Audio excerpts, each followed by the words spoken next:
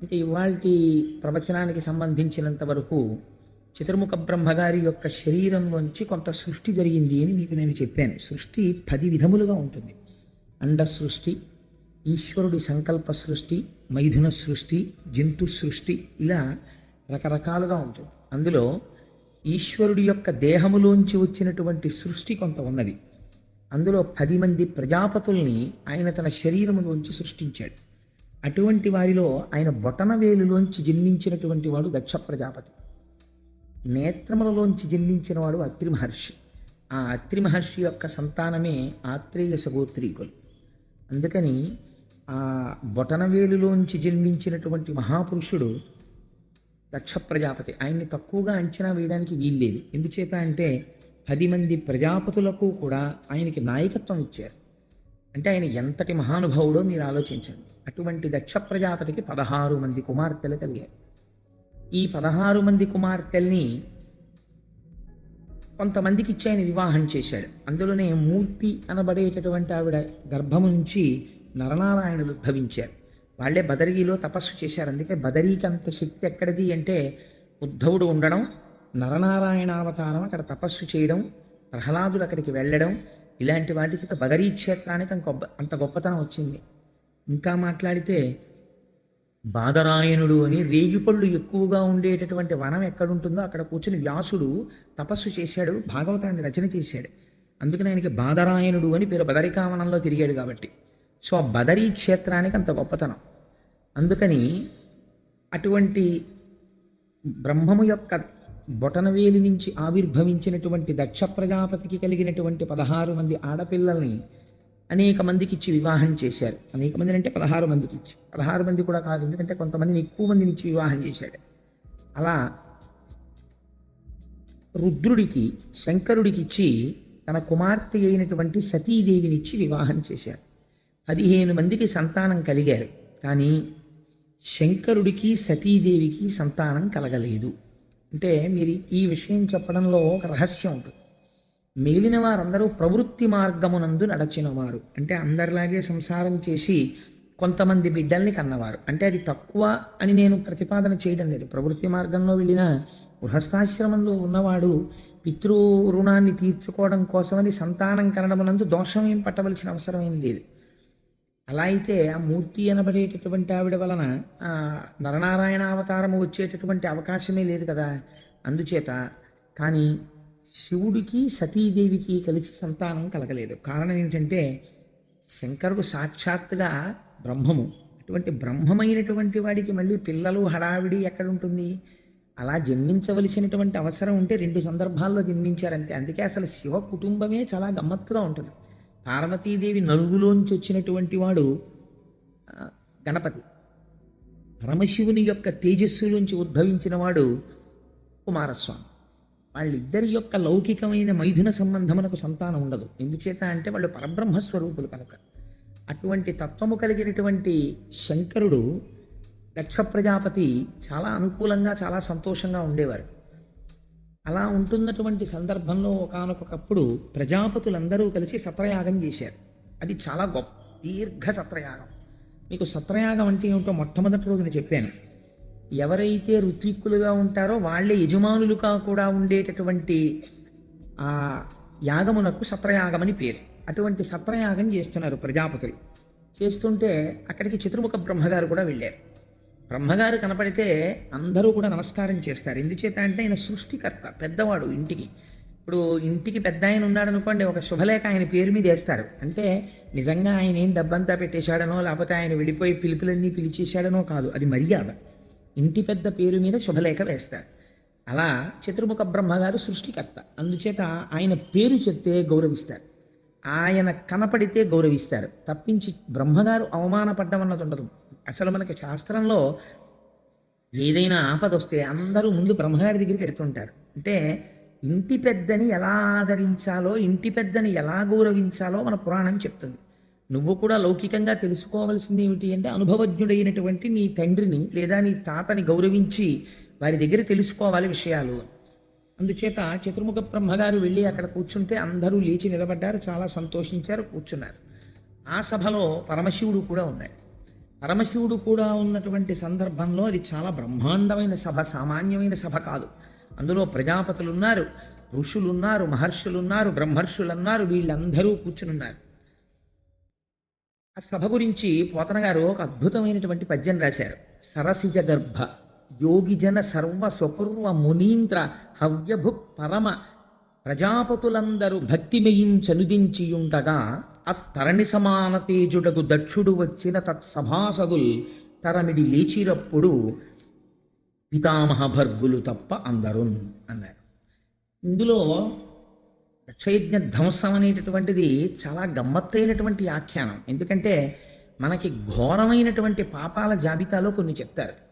అందులో చాలా ఘోరాతి ఘోరమైనటువంటి పాపాలు శిశుహత్య, బ్రహ్మహత్య, భ్రూణహత్య, సురాపానం, ఆ తర్వాత గురుతల్పగతుడు కావడం, అంటే గురువుగారు పడుకునేటటువంటి మంచం మీద వారి భార్య గారు ఉండగా పడుకున్న నోట్లో ఉచ్చరించడానికి కూడా అసహ్యకరమైన విషయాలు. అలాంటివి బ్రహ్మ హేమహారీచ సురాపో గురుతల్పక అని దేవి భాగవతంలో వర్ణిస్తారు. పంచమహాపాతకాలంటే ఏమిటో. సరే, అటువంటి మహాపాతకములు ఉంటాయి కొన్ని. అటువంటి మహాపాతకముల జోలికి, మహాపాపముల జోలికి ఎవరు వెళ్ళరు. అందులో ఒకటి ఏమిటంటే చాలా భయంకరమైన పాపం యజ్ఞధ్వంసం. యజ్ఞాన్ని ధ్వంసం చేయకూడదు. కానీ శంకరుడు ఒక యజ్ఞాన్ని ధ్వంసం చేశాడు. అదే దక్షయజ్ఞ ధ్వంసము అంటారు. దక్షయజ్ఞ ధ్వంసం చేస్తే దానికి బ్రహ్మరథం పట్టారు వ్యాసుల వారు, దానికి బ్రహ్మరథం పట్టారు పోతన గారు. అదేమిటండి యజ్ఞధ్వంసం? అసలు గొప్ప కథ ఎందుకు అవుతుంది? దాన్ని భాగవతంలో రాయడం ఏమిటి? దాన్ని మనం వినడం ఏమిటి? అది చెప్పుకోవడం ఏమిటి? దానివల్ల పుణ్యం వస్తుందా, పాపం వస్తుందా? అంటే ఇది నువ్వు వింటే ఎంత గొప్ప ఫలితం వస్తుందో ఆఖరణ చెప్తారు. యజ్ఞధ్వంసం అనేటటువంటిది వచ్చి ఒక పెద్ద అధ్యాయం కింద, ఒక పెద్ద కథ కింద, ఒక వినవలసిన విషయం కింద మారిపోయింది. అది ఎలా జరిగిందో చూడండి. సరసిజ గర్భ అంటే బ్రహ్మగారు సభలో కూర్చునున్నారు. కూర్చునుండగా ఆ సభలో కూర్చున్నటువంటి వాళ్ళెవ్వరూ కూడా సామాన్యులైనటువంటి వాళ్ళు కారు. హవ్యభు పరమ ఋషీంద్ర ప్రజాపతులందరూ భక్తి మియించనుదించి ఉండగా, అందులో ఋషులు కూర్చున్నారు, ప్రజాపతులు కూర్చున్నారు, అందరూ కూర్చునున్నారు. అందరూ కూర్చునుండగా అత్తరణి సమాన తేజుడగు దక్షుడు వచ్చిన. అప్పుడు ఆలస్యంగా సభలోకి దక్ష ప్రజాపతి వచ్చారు. దక్ష ప్రజాపతి వస్తుంటే ఎలా ఉన్నాడో పోతన గారు చెప్పారు. అత్తరణి సమాన తేజుడగు, సూర్యుడు భూమండలం మీదకి దిగిపోయి దొర్లి వస్తే, నడిచి వస్తే ఎలా ఉంటుందో అలా ఉన్నాడు. అంతటి తేజోమూర్తి. ఆయన కత్తి చేత కూడా నరకబడడం, అంతటి మంత్రభూయిష్టం శరీరం అయింది. అటువంటి అత్తరణి సమాన తేజుడగు దక్షుడు వచ్చిన తత్సభాసదులు తరమిడి లేచిరప్పుడు గభాలను లేచిపోయారంతే. అయ్యో ఎవరు వచ్చారు, ఎవరండి ఆయన అని ఎవరు అడగలేదు. అందరూ దక్షుణ్ణి చూడగానే, అంటే ఆ తేజస్ అటువంటిది. ఇదేదో మనం గౌరవించవలసినటువంటి వ్యక్తి, సామాన్యుడు కాడు. కాబట్టి వెంటనే లేచిపోదామని తత్సభాసదులు తరమిడి లేచిరప్పుడు అందరూ లేచి నిలబడ్డారు. ఇద్దరు మాత్రం లేవలేదన్నారు. ఎవరా లేవని వాళ్ళు? పితామహ అంటే పితామహుడు అంటే బ్రహ్మగారు లేవలేదు. భర్గులు తక్క ఎందరున్. శంకరుడికి ఒక చిత్రమైన నామం వేసేశారు. శివుడు అనలేదు, శంకరుడు అనలేదు, రుద్రుడు అనలేదు, భర్గుడు అన్నాడు. అసలు దక్షయజ్ఞ ధ్వంసం అంతా ఈ నామంలో ఉంది రహస్యం. భర్గుడు అంటే ఎవరు? శివుడి యొక్క అష్టమూర్తి తత్వంలో ఆయనకి భర్గ అని ఒక నామం. భర్గ అంటే తేజస్వరూపమైనటువంటి వాడు. అంటే మనం భా అంటుంటాం, భాష. ఆత్మ తేజస్వరూపం. ఆ ఆత్మ వస్తువు ఏదైతే ఉందో ఆ ఆత్మస్వరూపి అయి పరబ్రహ్మస్వరూపుడైనటువంటి వాడు. ఆ భర్గనామాన్ని ఉచ్చరించినంత మాత్రం చేత ఏమవుతుందో తెలుసా అండి? మనలో ఉండేటటువంటి అజ్ఞానం అనేటటువంటి చీకటి తొలగిపోతుంది. అంత గొప్ప నామం ఆ భర్గనామం. అందుచేత అజ్ఞానమును పోగొట్టేటటువంటి స్వరూపం ఉన్నవాడు. అజ్ఞానమును పోగొట్టేటటువంటి వాడికి అజ్ఞానం ఎందుకుంటుంది? కాబట్టి ఆయనకి రాగద్వేషాలు ఉండవు. మా మామగారు, ఈయన బ్రహ్మగారు, ఈయన ఇంకోడు, ఇవేం ఉండవు ఆయనకి. ఆయన అంతటా బ్రహ్మమును చూసి తనలో తాను రమించిపోతుంటాడు. అందుకే ఎప్పుడు శంకరుడు పద్మాసనం వేసి కూర్చుని అర్ధనిమీలిత నేత్రుడై అలా తనలో తాను పరవశించిపోతూ, మన కోటకొమ్మన్ సెంటర్ దగ్గర ఉంటుందో బొమ్మ, ఇలా 2 చెంబులు పట్టుకుని 2 పాత్రలు తన పైన ఉన్నటువంటి చంద్రరేఖ నుంచి కరిగి కింద పడినటువంటి అమృతరసాన్ని పట్టుకుని ఒక చెంబుతో తీసి మళ్ళీ ఇలా పోసుకుంటుంటాడు. మళ్ళీ ఆ చెంబు ఇలా కింద పెడతాడు, ఈ చెంబుతో పోసుకుంటూ ఉంటాడు. అదే ఆపాతాళ నభస్థలంత భువన బ్రహ్మాండమా విస్ఫుర జ్యోతి స్ఫాటికలింగ బౌలి విలసత్పూర్ణేందు మాంతామృతై అస్తోకప్లుతమేకమీశమనిశం రుద్రాను వాకాంజపం ధ్యాయే దీప్సిత సిద్ధయే ధ్రువపదం విప్రోభిషించేత్సివం బ్రహ్మాండ వ్యాప్తదేహ భసిత హిమరుచాభాసమానాభుజంగై కంఠే కాళాః కపర్దాః కలిత శశికళశ్చండ కోదండహస్తాః త్రిక్షా రుద్రాక్షమాలా సులలిత వపుషశాంభవ మూర్తిభేదాః రుద్రాశ్రీ రుద్రసూక్త ప్రకటిత విభవాన ప్రయచ్చస్తు సౌఖ్యం అంటారు. ఆయన మీద చంద్రరేఖ ఉంటుంది ఎప్పుడు. ఈ బ్రహ్మాండమంతటా నిండిపోయి ఉంటాడు. నిండిపోయి ఉన్నవాడి మీద చంద్రరేఖ ఉంటుంది. ఆ చంద్రరేఖలోంచి అమృతం పడుతూ ఉంటుంది. ఆ పడినటువంటి అమృత ధారల చేత తడిసిపోయి ఉంటాడు. ఆయన ఎంత చల్లగా ఉంటే మనందరం అంత చల్లగా ఉంటాం. అందుకే శివలింగానికి ధారాపాత్ర కట్టి ఓ దర్భ పెట్టి తడిసిపోయేటట్టు ఉంచుతారు. శివలింగం పొడిగా ఉండకూడదు. అభిషేకం మొదలు పెడితే మాత్రం పువ్వు బోర్లించి చెయ్యాలి. అందుకని అలా ధారాపాత్ర నుంచి నీరెప్పుడు పడుతూనే ఉంటుంది శివలింగం మీదకి. చల్లగా ఉంటాడు ఆయన. ఆయన చల్లగా ఉంటే మనం చల్లగా ఉంటాం. చంటి పిల్లాళ్లాగా పరబ్రహ్మంలో రమించిపోతూ 2 చెంబులు పట్టుకుని 2 కలశలు, ఇందులో అమృతం తీసి ఇలా పోసుకుని మళ్ళీ చెయ్యిలా పెడుతూ ఉంటాడు. ఇందులోకి మళ్ళీ అమృతం నిండేలాగా ఈ పాత్రలో అమృతం ఇలా పోసుకుంటూ ఉంటాడు. పోసుకుంటూ అమృతము చేత తడిసిపోయినటువంటి దేహముతో ఉంటాడు ఆయన. అటువంటి వాడు మహాజ్ఞాని. ఆయన్ని తలుచుకుంటే చాలు జ్ఞానం ఇస్తాడు. అటువంటి శంకరుడు ఇప్పుడు అసుర సంధ్య వేళలో వెడుతూ ఉంటాడు ఆకాశ మార్గంలో. అందున వెళ్ళేటప్పుడు భూమండలం మీద ఆయన ఎక్కడ దిగడు. ఆయనకు అదొక లక్షణం ఉంది. శంకర భగవత్పాదులు ఒక చోట అంటారు, ఎక్కడ దిగుతాడంటే ఒకే ఒక్క చోట దిగుతాడు భారతఖండంలో. ఎక్కడ దిగుతాడంటే ఒక్క శ్రీశైలం కొండ మీద మాత్రం దిగుతాడట. మరి ఆయనకి ఏమిటో ఆ సంతోషం. శ్రీశైలే స్వర్ణశృంగే మణిగణరచితే కల్పవృక్షాళి శీతే అని సంధ్యారంభ విజృంభితం శృతిశిరస్థానాంతరాధిష్ఠితం సప్రేమ భ్రమరాభిరామ వసకృత్సత్వాసనాశోభితం భోగీంద్రాభరణం సమస్త సుమన పూజ్యం గుణావిష్కృతం సేవే శ్రీగిరి మల్లికార్జున మహాలింగం శివాలింగితం అంటారు. అటువంటి స్వామి వృషభవాహనారూఢుడై అసుర సంధ్య వేళలో వెడుతూ ఉంటాడు. ఆ స్వామి కూర్చుని ఉంటే ఆయన భర్గుడు, ఆయన జ్ఞానం ఇచ్చేవాడు. జ్ఞానం ఇచ్చేటటువంటి వాడికి, ఆత్మస్వరూపి అయ్యున్నవాడికి గురువు శిష్యుడు, తండ్రి కొడుకు, మామ అల్లుడు, ఈ బంధాలు ఎలా ఉంటాయండి? ఆత్మస్వరూపుడై ఉంటాడు. ఇది చెప్పడానికే భర్గుడు తక్క అందరు. ఆయన దక్ష ప్రజాపతి అల్లుళ్ళ కూర్చోలేదు అక్కడ, మహాజ్ఞాని అయి కూర్చొని ఉన్నాడు.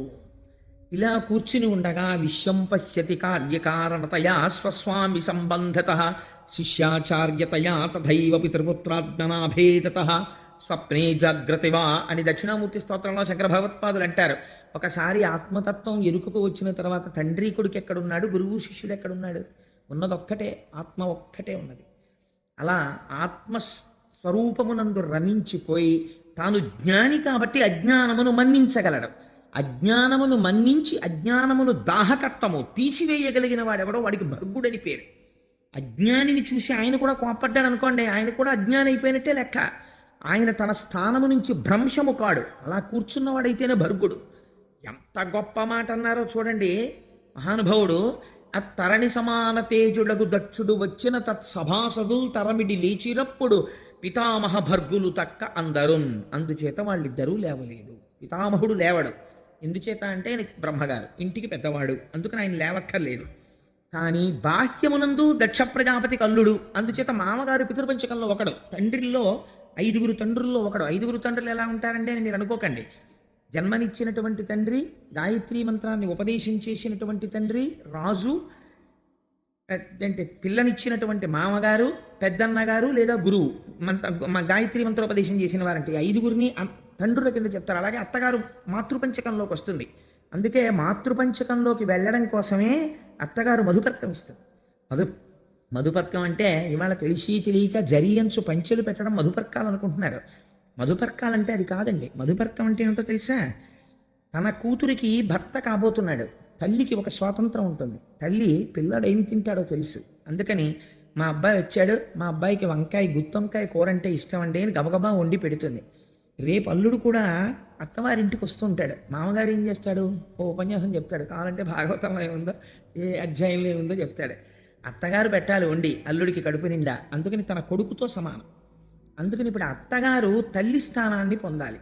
ప్రేమ చేత అల్లుడికి అన్నం పెట్టడంలో కోప్పడకుండా కూడా ముందు కడుపు నిండాక ఎలా కోప్పడుతుందో అలా అత్తగారు కూడా అల్లుడిని అంత మర్యాదగా కొడుకులా అన్నం పెట్టాలి. ఈ ప్రేమ నేను నీ యందు ప్రకటిస్తున్నానయ్యా, ఇంక నువ్వు నాకు కొడుకుతో సమానం, నేను నీకు అమ్మతో సమానం. నువ్వు నన్ను స్వేచ్ఛగా అత్తయ్యగారు నాకు మడత కాజా చేసి పెడతారు, మీ కాజాలు బాగుంటాయని అడగచ్చు, నేను నీకు చేసి పెడతాను ప్రేమగా, మన ఇద్దరిది ఇక తల్లి కొడుకుల సంబంధం అని ఈ ప్రేమ వ్యక్తం చేయడానికి ఆవిడ తేనె పట్టుకొస్తుందో పాత్రలో తేవాలి. అసలు మొట్టమొదట అల్లుడు ఎదుర్కోలేని పెడతారు. ఆ వచ్చినప్పుడు దేని కొరకు అంటే అత్తగారి ప్రేమ ప్రకటించడానికి, మామగారు గౌరవం ప్రకటిస్తాడు, నారాయణుడు వస్తున్నాడు కాబట్టి. అత్తగారు మాత్రం అలా వెళ్ళదు, ఈవిడ లక్ష్మిగా వెళ్ళదు, ఈవిడ తల్లిగా వెడుతుంది. వెళ్ళి చిన్న గిన్నెతో తేనె పట్టుకెళ్ళి అరచేతిలో తేనె వేస్తుంది. వేస్తే అల్లుడు సంతోషంగా తేనెను తీసుకుని అత్తగారి కాళ్ళకి నమస్కారం చెయ్యాలి. అమ్మా, మిమ్మల్ని మాతృపంచకంలోకి తీసుకున్నాను, ఇవాళ నుంచి మీరు మా అమ్మ అని. దాన్ని మధుపర్కం అంటారు వివాహంలో. అంతేగాని జరి ఎంచి పంచట్లేదు, ఇంత అంచు లేదండి మా అల్లుడికి అని దెబ్బలాడుకోవడానికి మధుపర్కం కాదు. మధుపర్కం అంటే అలా పుచ్చుకున్నది మధుపర్కం. దానివల్ల ఆ శోభ కలుగుతుంది, ఆ ఆత్మీయత కలుగుతుంది. అందుకని ఇక్కడ ఈ అల్లుడు మామ సంబంధం విషయంలో దక్షుడికుందేమో మనసులో, శివుడికి లేదు. ఎందుచేత ఆత్మస్వరూపి అయి ఉన్నాడు. ఇలా కూర్చునుండగా పితామహుడు లేవడు, ఎందుకంటే ఆయన పెద్దవాడు, అందుకే ఆ పేరేశారు. చతుర్ముఖ బ్రహ్మ అనకూడదా, సరసిజ గర్భుడు అనకూడదా, వనజనాభుడు అనకూడదు, లేకపోతే ఏదో కమల గర్భుడు అనకూడదా, ఏదో పేరు పెట్టచ్చు బ్రహ్మగారికి, కానీ ఏమీ అనలేదు. అనకుండా ఆయనకి పితామహ అంటే పెద్దవాడు, గౌరవింపదగినవాడు. అందుకని ఆయన లేవకూడదు. రెండోవాడు లేవవలసిన వాడని మనకు అనిపించేవాడు అల్లుడు కాబట్టి, కానీ లేవడు. ఎందుకని భర్గుడు మహాజ్ఞాని, ఆత్మస్వరూపి.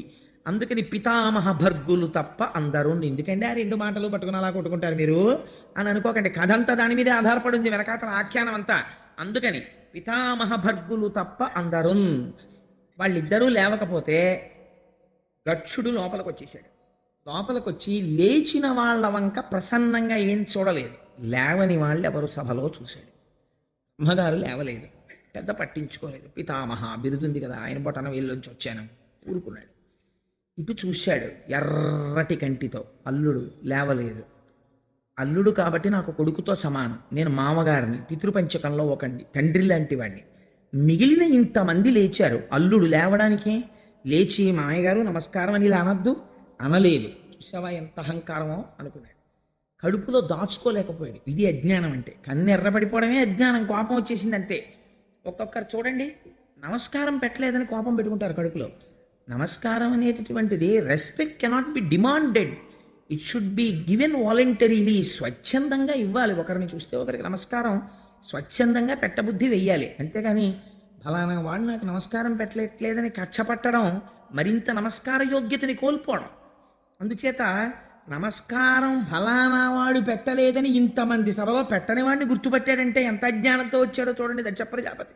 ఆయన ఎంత ప్రజాపతి అయితే ఎవడకు కావాలి అంటే, ఇవాళ దక్ష ప్రజాపతి ఏ రూపంలో ఉన్నాడు? లేచిన వాళ్ళు ఇంతమంది గుర్తులేరు, లేవని వాళ్ళు ఇద్దరిలో ఒకడు ఎందుకు గుర్తులేడో అందుకని లేవక్కర్లేదు లేని వదిలిపెట్టాడు, ఒకడిని పట్టుకుంటున్నాడు. అంటే ఇప్పుడు అజ్ఞానమునందు దక్షుడున్నాడు ఖచ్చితంగా కదండి.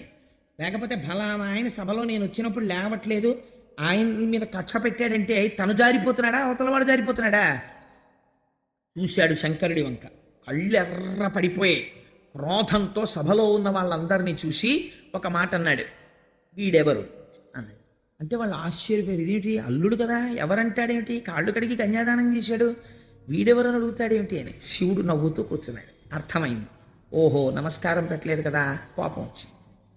అంటే పాపం వాళ్ళు లేచి అన్నారు, శివుడండి అన్నారు. మరి అడిగిన వాడిని చెప్పకపోతే వాడి మళ్ళీ ఆయన మీద ఏం కోపం వస్తుందో, అందుకని వీడెవరు అన్నాడు. అంటే చెప్పాలి కదా, ఏమిటంటే నేను మనసులో అనుకున్న శివుడండి అన్నారు. ఆ మాట అనేటప్పటికి ఇంకా సర్రం అన్నాడు, శివుడా అన్నాడు. శివుడు అంటే మంగళములను ఇచ్చువాడు అని అర్థం. ఆయన ఎప్పుడు మంగళములనే చేస్తాడు, అమంగళం చెయ్యడం ఆయనకి చేత కాదు, అసలు ఆయన చెయ్యడు. అందుకని ఆయనకి శివుడని పేరు. ఆ పేరు చెప్పేటప్పటికీ కోపం వచ్చింది. ఆయన అన్నాడు, అనయములుప్త క్రియాకలాపుండు, మానహీనుండు, మర్యాద లేనివాడు, మత్త ప్రచారుండు, దిగంబరుండు, భూత ప్రేత పరివృతుండు, ఉన్మత్తనాథుండు, భూతిలిప్తుండు, అస్థిభూషణుండు. ఎంత దారుణమైన మాటలు వాడాడో చూడండి. ప్రమథ భూతనాథుండు, భూతిలిప్తుండు, అస్థిభూషణుండు, దుష్ట హృదయుండు, నష్ట హృదయుండు, నష్ట శౌచుండు, దుష్ట హృదయుండు, ఉగ్ర పరేత భూ నికేతనుండు, వితత స్రస్త కేశుండు. అశుచి అయిన ఇతనికి శివుడను ప్రమాదమిట్లు కలిగే, అశివుడైన ఇతనిని శివుడని పిలిచి వేదంబు శూద్రునికిచ్చినట్లు అన్నాడు. ఎవరు రావి శివుడని పిలిచినవాడు? అనయము లుప్త క్రియాకలాపుండు మానహీనుండు మర్యాద లేనివాడు. ఇది శివుడా? అనయము లుప్త క్రియాకలాపుండు. లుప్త క్రియాకలాపుండు అంటే అసలు ఏ పని చేయనివాడు. ఏమిటి కోపం? లేచి నమస్కారం పెట్టలేదు. వీడికి పని ఉండదు, పాడుండదు, అలా కూర్చుంటాడు. వీడు ఏ పని చేయడు. అనయము లుప్త క్రియాకలాపుండు. మీరు చాలా జాగ్రత్తగా వినాలి. ముందు నేను తిట్లు చెప్పేస్తాను. ఎందుకంటే పోతన గారు అన్నారు, వ్యాసుల వారును, ఇది దక్షుని చేత పరమశివుని పట్ల క్రోధంబుతో చేసినటువంటి ఈ వ్యాఖ్య ఎందయో స్తోత్రంబై పరంగే అన్నారు. అది ఎలా జరిగింది అన్నది తర్వాత వివరణ చేస్తాను. ముందేమన్నాడంటే అనయము లుప్త క్రియాకలాపుండు. కోపం వచ్చేసింది అనుకోండి అల్లుడు గారి మీద, పనా పాడ అలా పురాణాలు పోతుంటాడు అంటాడు మామగారు. అందుకని అనయము లుప్త క్రియాకలాపుండు. వీడికేం పని పాడు లేదు. మానహీనుండు. వీడికి మానం మర్యాద ఏం లేవు. ఎందుకని? ఆయన దిగంబరుండు, బట్టకట్టుకోడు. మానహీనుండు, మర్యాద లేనివాడు. ఇక్కడ బయటపడిపోయాడు స్పష్టంగా. ఏమిటి మర్యాద? తనకి దండం పెట్టలేదు. అందుకని మానహీనుండు, మర్యాద లేనివాడు. అక్కడతో ఊరుకున్నాడా? ఊరుకోలేదు. మత్త ప్రచారుండు. ఎప్పుడు మదించినటువంటి వాడు ఎలా ఉంటాడో, పిచ్చాడు అలా తిరుగుతుంటాడు. మత్త ప్రచారుండు, ఉన్మత్త ప్రియుండు. పిచ్చి వాళ్ళందరినీ వెంటేసుకు తిరుగుతుంటాడు. అలాంటి వాళ్ళంటే వీడికి ఇష్టం. ఉన్మత్త ప్రియుండు, దిగంబరుండు, బట్టే కట్టుకోడు. దిగంబరుండు, భూత ప్రేత పరివృతుండు. ఎప్పుడు చుట్టూ భూతాల్ని, ప్రేతాల్ని, పిశాచాల్ని పెట్టుకు తిరుగుతాడు. భూత ప్రేత పరివృతుండు. ఉన్మత్తన తామస ప్రమథ గణ నాథుండు. తామసమైనటువంటి ప్రమథగణాల కన్నింటికీ కూడా నాథుడై ఉండేటటువంటి వాడు. భూతిలిప్తుండు. శ్మశానంలో కాలినటువంటి శవానం యొక్క బూడిదని తీసి ఒంటికి రాసుకుంటాడు. భూతిలిప్తుండు. అస్థిభూషణుండు. ఆ శవం కాలిపోయిన తర్వాత ఉన్న ఎముకలు తీసి దండ కొట్టుకుని మెళ్ళలో వేసుకుంటూ ఉంటాడు. భూతిలిప్తుండు, అస్థిభూషణుండు. అక్కడతో ఊరుకున్నాడా? నష్ట శౌచుండు. అసలు వీడికి శౌచమే లేదు. అంతమునందు లేదు, బాహ్యమునందు లేదు. రెండింటి ఎందుకు శౌచం లేదు. నష్ట శౌచుండు, దుష్ట హృదయుండు. మంచి హృదయం కాదు, చాలా దుష్టమైనటువంటి హృదయం ఉన్నవాడు. నష్ట శౌచుండు, దుష్ట హృదయుండు. ఉన్మత్తనాథుండు. పిచ్చాళ్ళందరికీ వీడి నాయకుడు. ఉన్మత్తనాథుండు, ఉగ్ర పరేత భూ నికేతనుండు. శవాలన్నింటినీ ఎక్కడ కాలుస్తారో, అందరూ ఎక్కడికి వెళ్ళడానికి భయపడతారో అటువంటి శ్మశానంలో తిరిగేవాడు. ఉగ్ర పరేత భూ నికేతనుండు, వితత స్రస్త కేశుండు. జుట్టు దువ్వుకోవడమే చేత కాదు, ఎప్పుడు జడలు కట్టేసి పెద్ద జటాజూటం ఒకటి కట్టుకు తిరుగుతుంటాడు. వితత స్రస్త కేశుండు, లేదా ఇలా చిమ్ముకుని విరజిమ్ముకుని తిరుగుతుంటాడు. అందుకని వితత స్రస్త కేశుండు. అశుచి, అసలు చూస్తేనే భయం వేస్తుంది, ముట్టుకోబుద్ధి ఇది, అమంగళకరుడు. అశుచి అయిన ఇతనికి శివుడను ప్రమాదమెట్లు కలిగి. ఇతనికి శివుడని పేరు ఎవరు పెట్టారు? ఎలా మంగళకరుడు. వీణ్ణి పట్టుకుని శివుడని పిలిస్తే నాకేమని పిలుస్తోందో తెలుసా? అశివుడైన ఇతనిని శివుడని పిలుచుట వేదంబు శూద్రునికిచ్చినట్లు. యజ్ఞోపవీతం లేనివాడికి, ఉపనయన సంస్కారం జరగని వాడికి, స్వరం తెలియని వాడికి వేదం పట్టుకెళ్ళి ఇచ్చినట్టుంది వీడిని శివుడని పిలవడం. ఎవడు పిలిచాడు వీడిని శివుడన? అంత దారుణంగా మాట్లాడాడో చూడండి. అంత భయంకరమైన శివనింద చేశాడు. ఇదంతా చేస్తున్నప్పుడు శంకరుడు ఏం చేస్తున్నాడు అంటే చాలా సంతోషంగా నవ్వుతూ కూర్చున్నాడు కుర్చీలో. ఈయన మాత్రం చాలా తిట్టేశాడు. తిట్టేసిన తర్వాత కోపం ఆగుతుందండి. అయితే నేను ఇక్కడ ఒక్క మాట చెప్పాలి.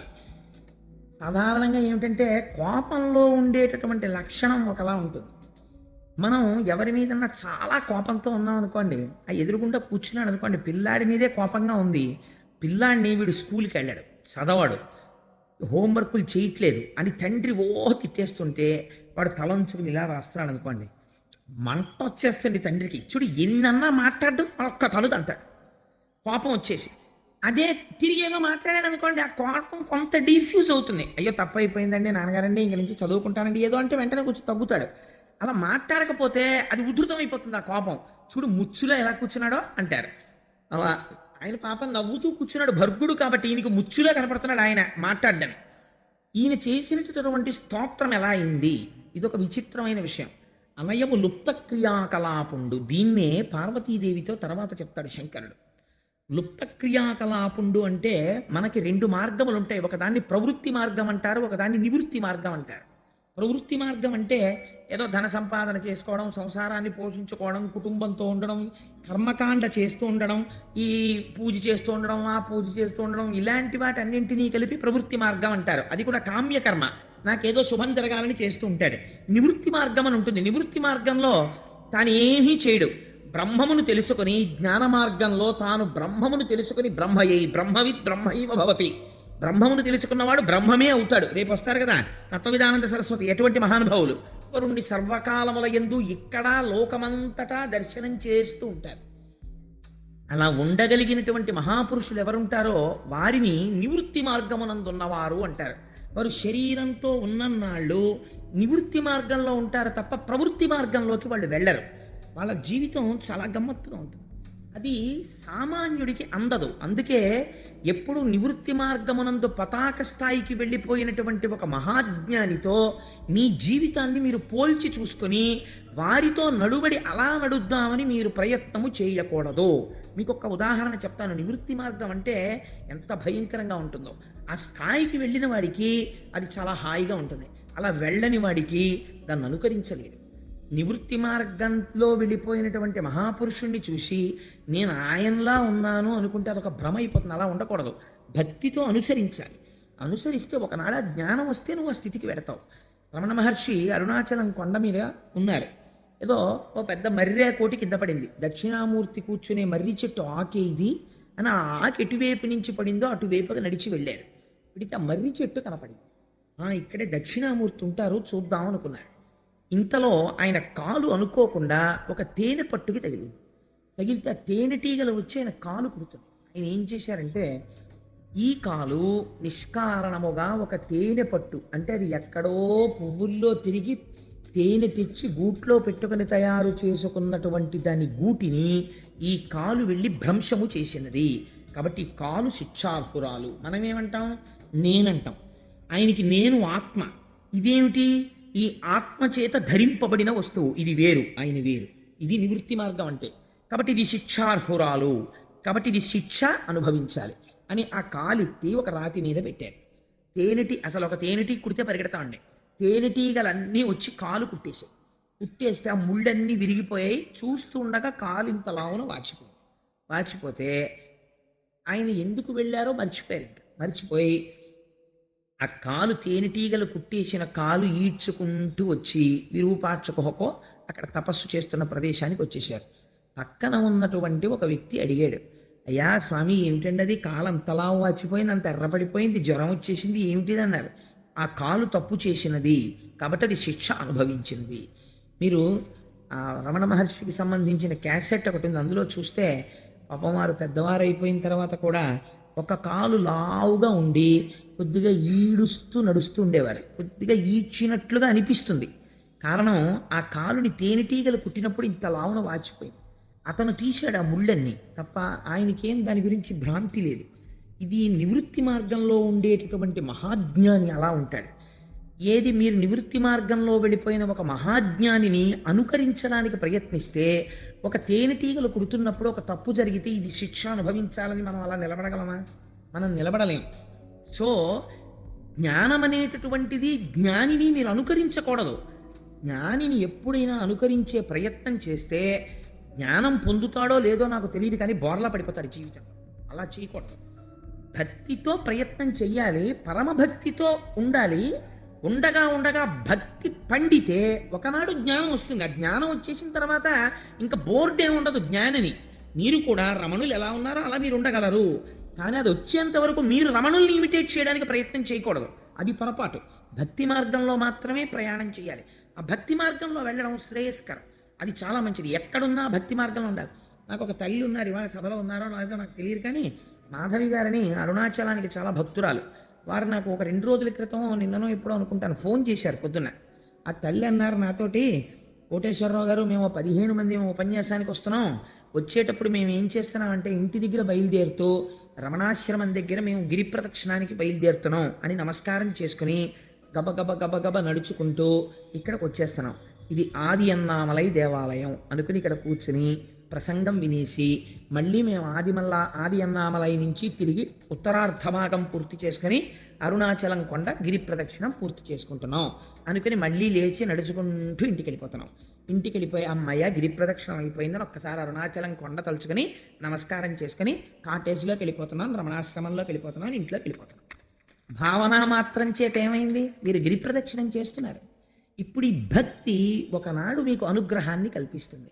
ఈ భక్తి మిమ్మల్ని ఒక స్థితికి తీసుకెళ్తుంది. అంతేకాని రమణుల్ని ఇమిటేట్ చేయకూడదు. ఆవిడ ఎంచుకున్న మార్గం గొప్పది. నేను వెంటనే ఫోన్ పెట్టేసి నా భార్యతో చెప్తే చాలా సంతోషపడింది. నిజంగా చాలా గొప్ప విషయం కదండి. చాలా మంచి ఆలోచన వచ్చింది ఆవిడకి. చాలా అంత మంచి ఆలోచన ఎలా వచ్చిందండి? నిజమే, అలా అనుకున్నటువంటి భావనతో వెళ్ళడం. ఆవిడ ప్రతిరోజు గిరి ప్రదక్షిణం చేసేస్తున్నారు, భాగవతం వినేస్తున్నారు, ఎంత పుణ్యం మూట కట్టేస్తున్నారు. చాలా గొప్ప విషయం ఇది. మనస్సు చేత ఎదగడం అంటే అది. సో నేను ఏదో ఒక వ్యక్తిని పొగడాలని కాదు, అసలు ఆవిడ ఈ సభలో ఉన్నాలో లేరో కూడా నాకు తెలియదు. నేను ఒక మంచి విషయాన్ని ప్రతిపాదన చెయ్యాలి కాబట్టి చేశానంతే. అందుచేత లుప్త క్రియాకలాపుండు. ఇప్పుడు మీరు చెప్పండి, ఒక జ్ఞానికి మనకున్నట్టుగా కర్మలు ఉంటాయా? ఉండవు. కాబట్టి ఇప్పుడు ఏమైంది? లుప్త క్రియాకలాపుండు అన్నది దక్షుడు నిందించడానికి ఉపయోగించాడు. కానీ అది ఏమైంది? శివుడి పట్ల స్తోత్రం అయిపోయింది. అనయము లుప్త క్రియాకలాపుండు మానహీనుండు. మానహీనుడంటే ఎవరు? శరీరము మీద భ్రాంతి ఉందనుకోండి, ఇది నా శరీరం అనిపిస్తే దీనికి మంచి ప్యాంట్ వేద్దాం, దీనికి మంచి చొక్కా తొడుగుదాం, మంచి పౌడర్ రాసుకుందాం, అలా ఉందాం, ఇలా ఉందాం, ఇలా టై కట్టుకుందాం, ఇలా కోట్ వేసుకుందాం, అన్ని కోరికలు వస్తాయి. ఏమిట్రా దిక్కుమాలిన శరీరం ఇది, నేనా? ఇది పడవ. ఇందులో ప్రయాణించి ఈశ్వరుడి పాదాలు చేరుకోవడానికి ఇది ఉపయోగపడుతుంది. శరీరం అధ్యంకులకి ఇది ధర్మ సాధనం, ధర్మానికి ఉపయోగించాలి తప్ప అంతకుమించి దీనికి అలంకారం ఏమిట్రా, అది ఎందుకు దీని మీదంత వ్యామోహం అని ఉన్నాడు అనుకోండి. ఆయనకి మానహీనుడు ఏమిటంటే, ఆయన ఇప్పుడు అలా ఉంటారు, తలకాయ దూకోరు సరిగ్గాను, లేకపోతే ఎప్పుడు బోడిగుండు, లేకపోతే ఎప్పుడు అలా తిరుగుతుంటాడు, ఆయన పంచి చిరిగిపోయి ఉంటుంది, ఆయన చొక్కా చిరిగిపోయి ఉంటుంది, బయటవాడికి అలా కనిపిస్తుంది. కానీ ఆయన మానహీనుడు కాడు, ఆయనకి దేహభావన లేదు. కాబట్టి ఇప్పుడు మానహీనుడు అన్న దక్షుడు వాడిన మాట ఈశ్వరుడి పట్ల స్తోత్రమైంది. మానహీనుండు. రమణులు తపస్సు చేసిన తర్వాత కొంతకాలం బట్ట కట్టుకునేవారు కాదు, దిగంబరులై తిరుగుతుండేవారు. ఎవరో ఒకరు అడిగారు, భగవన్ మీకు దేహభావన లేదు, కానీ లోకం ఒకటి ఉంది కదా, ఇంకా అది ఎదగలేదు కదా, అందుకని మీరు కనీసం ఒక గోచీ పెట్టుకుంటే బాగుంటుంది. ఆల్ రైట్, లోకం, నేను ఒక గోచీ పెట్టుకుంటే లోకానికి బాగుంటే అది పెట్టుకోవడం వల్ల చిన్న నష్టం ఏమిటి? అలాగే పెట్టుకుంటాను, గోచీ పెట్టుకుంటాను. మానహీనుండు. ఒక జ్ఞాని స్థితి ఎలా ఉంటుందో చూడండి. వాళ్ళకి దాని మీద కూడా మమకారం ఉండదండి. ఆ గోచీ నిండా కన్నాలు ఉండేవి. ఉంటే కోటీశ్వరులు, హైకోర్టు జడ్జీలు ఆయన ఆశ్రమం చుట్టూ తిరిగేవారు. కోరుకుంటే ఇంత గోచి ఇచ్చేవాళ్ళు ఉంటారండి. ఆయన గిరి ప్రదక్షిణం చేస్తూ రక్కసిముళ్ళ పొదల్లోకి వెళ్ళి 2 ముళ్ళు విరిచి ఒక ముళ్ళుకి ఒక ముళ్ళుతో కన్నం పెట్టి ఉన్న గోచి తీసేసి అందులోంచి ఓ దారం లాగి ఈ ముళ్ళుకి ఎక్కించుకొని ఆ గోచీకున్న కన్నం కుట్టేసుకొని మళ్ళీ గోచీ పెట్టుకుని వచ్చేసేవాడు. కన్నాల గోచి అని 10 మంది బాధపడకుండా, అయితే ఆయనకు అది అక్కర్లేదు. ఇప్పుడు ఆయన్ని మానహీనుడు అంటారా, ఆత్మస్థితిగతుడు అంటారా? అంతే వాళ్ళ స్థితి. మహానుభావులు ఆత్మస్థితిగతులైనటువంటి వారు అలా ఉంటారు. మానహీనుండు అంటున్నాడు. ఇప్పుడు అది నిందయిందా, స్తోత్రమైందా? శంకరుడికి స్తోత్రమైంది. మర్యాద లేనివాడు. మర్యాద అన్నది ఎప్పుడు ఇస్తారు? నిన్నటి రోజున మీరు విన్నారు, పరీక్షిత్ వచ్చాడు, మహానుభావుడైన తపస్సు చేసుకుంటున్నాడు శమీక మహర్షి. ఎప్పుడు మర్యాద ఇస్తారు? ఎవరో వచ్చారు, తలుపు కొట్టారు, లోపలికి వచ్చారు, ఇది పైకి భావన ఉంటే మీరు అవతల వారికి మర్యాద ఇస్తారు. అసలు ఇంద్రియములేవీ పని చేయకుండా అంతటా ఒక్క బ్రహ్మమే కనపడుతున్న వాడికి రెండో వస్తువు ఎక్కడి నుంచి కనపడుతుంది? ఇంకోళ్ళు వచ్చారని చెప్పడానికి. ఉన్నదొక్క బ్రహ్మం, ఆ బ్రహ్మమునందు రమించిపోతున్నాడు ఆయన. ఇప్పుడు ఆయనకి మర్యాద లేనివాడు అని మీరు ఎలా అంటారంటే బ్రహ్మమునందు రమిస్తున్నవాడు. కాబట్టి ఇప్పుడు ఆయనకి మర్యాద అన్న మాట వర్తించదు. కాబట్టి స్తోత్రమైంది. కాబట్టి అనయము లుప్త క్రియాకలాపుండు మానహీనుండు మర్యాద లేనివాడు మత్త ప్రచారుండు. ఎప్పుడు ఉగ్రంగా తిరుగుతుంటాడు. ఇది ఒక విచిత్రమైన విషయం అండి, చాలా ఆశ్చర్యంగా ఉంటుంది. బ్రహ్మజ్ఞానుల యొక్క స్థితి.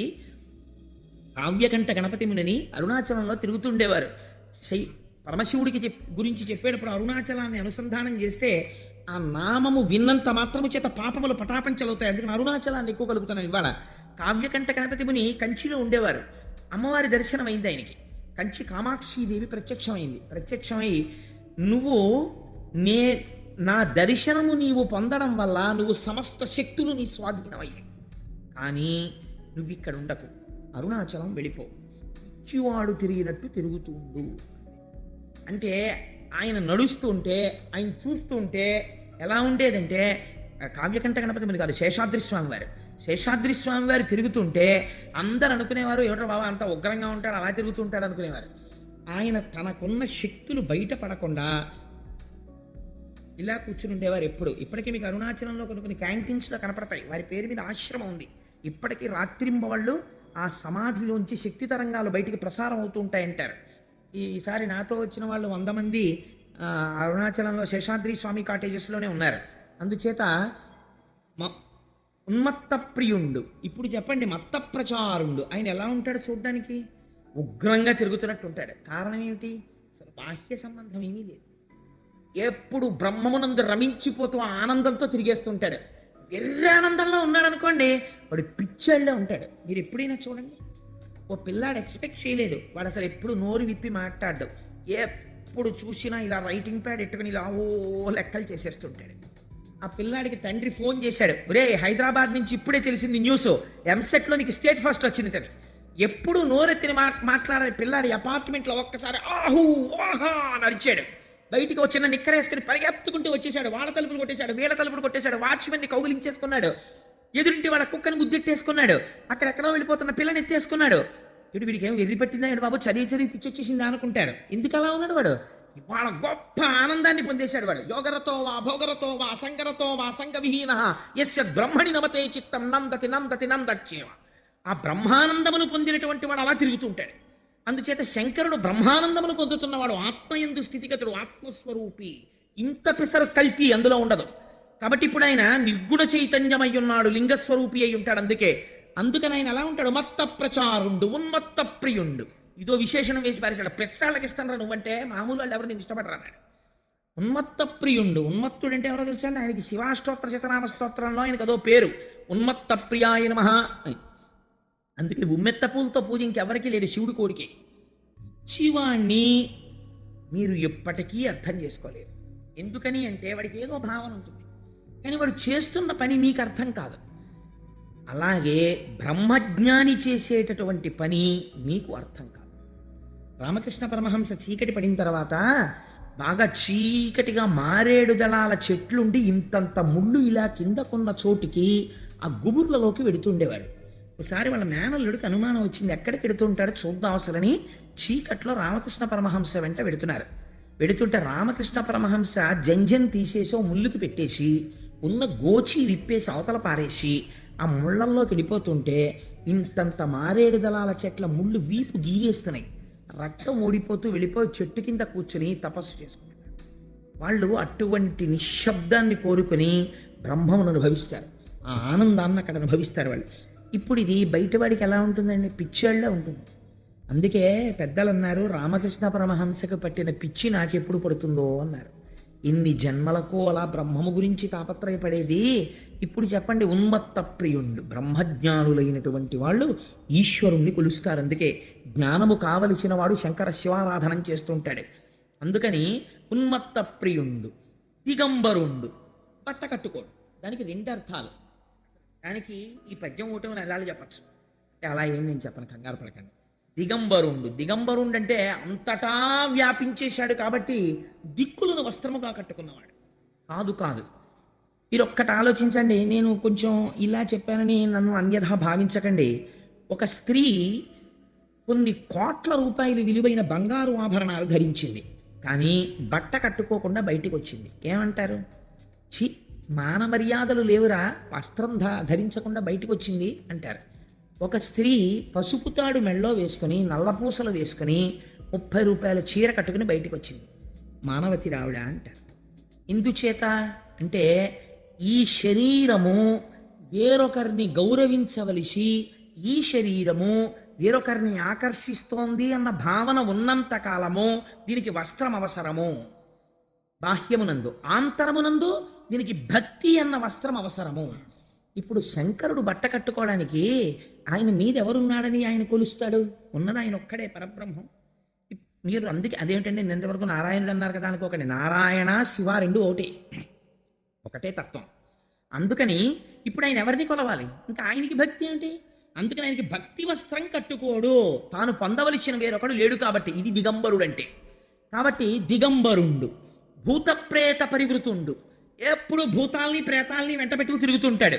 మీరు ఒకటి బాగా ఆలోచించండి. సాధారణంగా శివుణ్ణి నింద చేసేవాళ్ళు ఈ మాట అంటుంటారు, పిశాచాల్ని వాటిని పెట్టుకు తిరుగుతుంటాడు. నేను ఒక మాట అంటాను. ఒక మాస్టర్ ఒక ఆయన ఉన్నాడు, చాలా గొప్పగా పాఠం చెప్తాడు.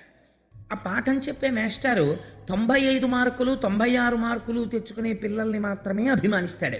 35 మార్కులు వచ్చే పిల్లవాడి వంక ఇలా కన్నెత్తి కూడా చూడడం, వాళ్ళ హోంవర్క్ పుస్తకం చూడడం, వాడికి ఇంకొక మాట పాఠం చెప్పడం. వాడు లేచి ఏదైనా డౌట్ అడిగితే చిన్నోరమై నీకు వచ్చే మార్కులు ఎన్ని కూర్చో అన్నాడు అనుకోండి, అంటే ఆ 35 మార్కులు వచ్చేటటువంటి వాడికి ఈయన ఎప్పటికైనా టీచర్ కాగలడా? ఎప్పటికీ కాలేడు. ఆయన 95 96 మార్కులు వచ్చే ఒకరిద్దరికే ఆయన టీచర్ అంతే. మరి కింద పడిపోయిన వాడికి కూడా ఒక అధ్యాపకుడు ఉండాలి కదా, ఆశ్రయించడానికి ఎవరో ఒకరు ఉండాలి కదా. భక్తులైన వారు మాత్రమే ఆశ్రయిస్తే, ప్రపంచంలో భూతాలు ప్రేతాలు అవి కూడా జీవులే, అవి కూడా సృష్టిలో ఉన్నవే. మరి అవి ఎవరిని ఆశ్రయించి మళ్ళీ మంగళత్వాన్ని పొందుతాయి? అంటే అరమరికలు లేకుండా. అందుకే జగత పితరౌ వందే పార్వతీ పరమేశ్వరౌ అని పేరు. తండ్రికి ఓ 3 కొడుకులు పుట్టారనుకోండి, పెద్ద కొడుకు ఐఏఎస్ అయ్యాడు, ఒక పెద్ద పోస్ట్లో ఉండి chief secretary to government of Andhra Pradesh అయ్యాడు. రెండో ఆయన ఐపీఎస్ అయ్యాడు, ఆయనేమో ఏదో కర్ణాటక స్టేట్లో డైరెక్టర్ జనరల్ ఆఫ్ పోలీస్ అయ్యాడు. మూడో ఆయనకి అక్షరం ముక్క రాలేదు, ఒక 6-7 కొట్లకి వెళ్ళి 6-7 కొట్లల్లోనూ పద్దులు రాసుకుని జీవితం గడుపుతున్నాడు. మీరు ఆలోచించండి, తండ్రి ఆ ఐఏఎస్ని ఐపీఎస్ని తన షష్ఠి పూర్తికి పిలిచి, మూడో వాడిని నువ్వు మాత్రం పొరపాటున కూడా రాకురే, నీకు చదువు రాలేదు, నువ్వేమో 4 కొట్లల్లో పద్దులు రాసుకుంటున్నావు అని అంటాడా? అనడు. ముందు ఎవరిని పిలుస్తాడో తెలుసా అండి? ఈ కొడుకు దగ్గరికి వెళ్ళి, రే అన్నయ్య ఇద్దరు పట్టుబట్టలు అట్టుకొస్తారు, నువ్వు లేనిపోని మెహర్బానీలకు పోయి నాన్నగారికి అమ్మకి పెడదామని నువ్వు కూడా ఎగరలేని ఎత్తుకి ఎగిరి నాకు దానికి 5 వేలు పెట్టి పట్టుబట్టలు పట్టుకురాకు, ఎవరికి తెలియక్కర్లేదు, నీ మొహం కామ్గా ఈ 10,000 రూపాయలు నీ దగ్గర ఉంచుకుని బట్టలు కొని అందరిలో పట్టుకొచ్చి పెట్టాడు. ఎందుకంటేనండి ఆ మాట, తండ్రి కనుక అడుగున ఉండిపోయిన వాడి మీదే అభిమానం చూపిస్తాడు.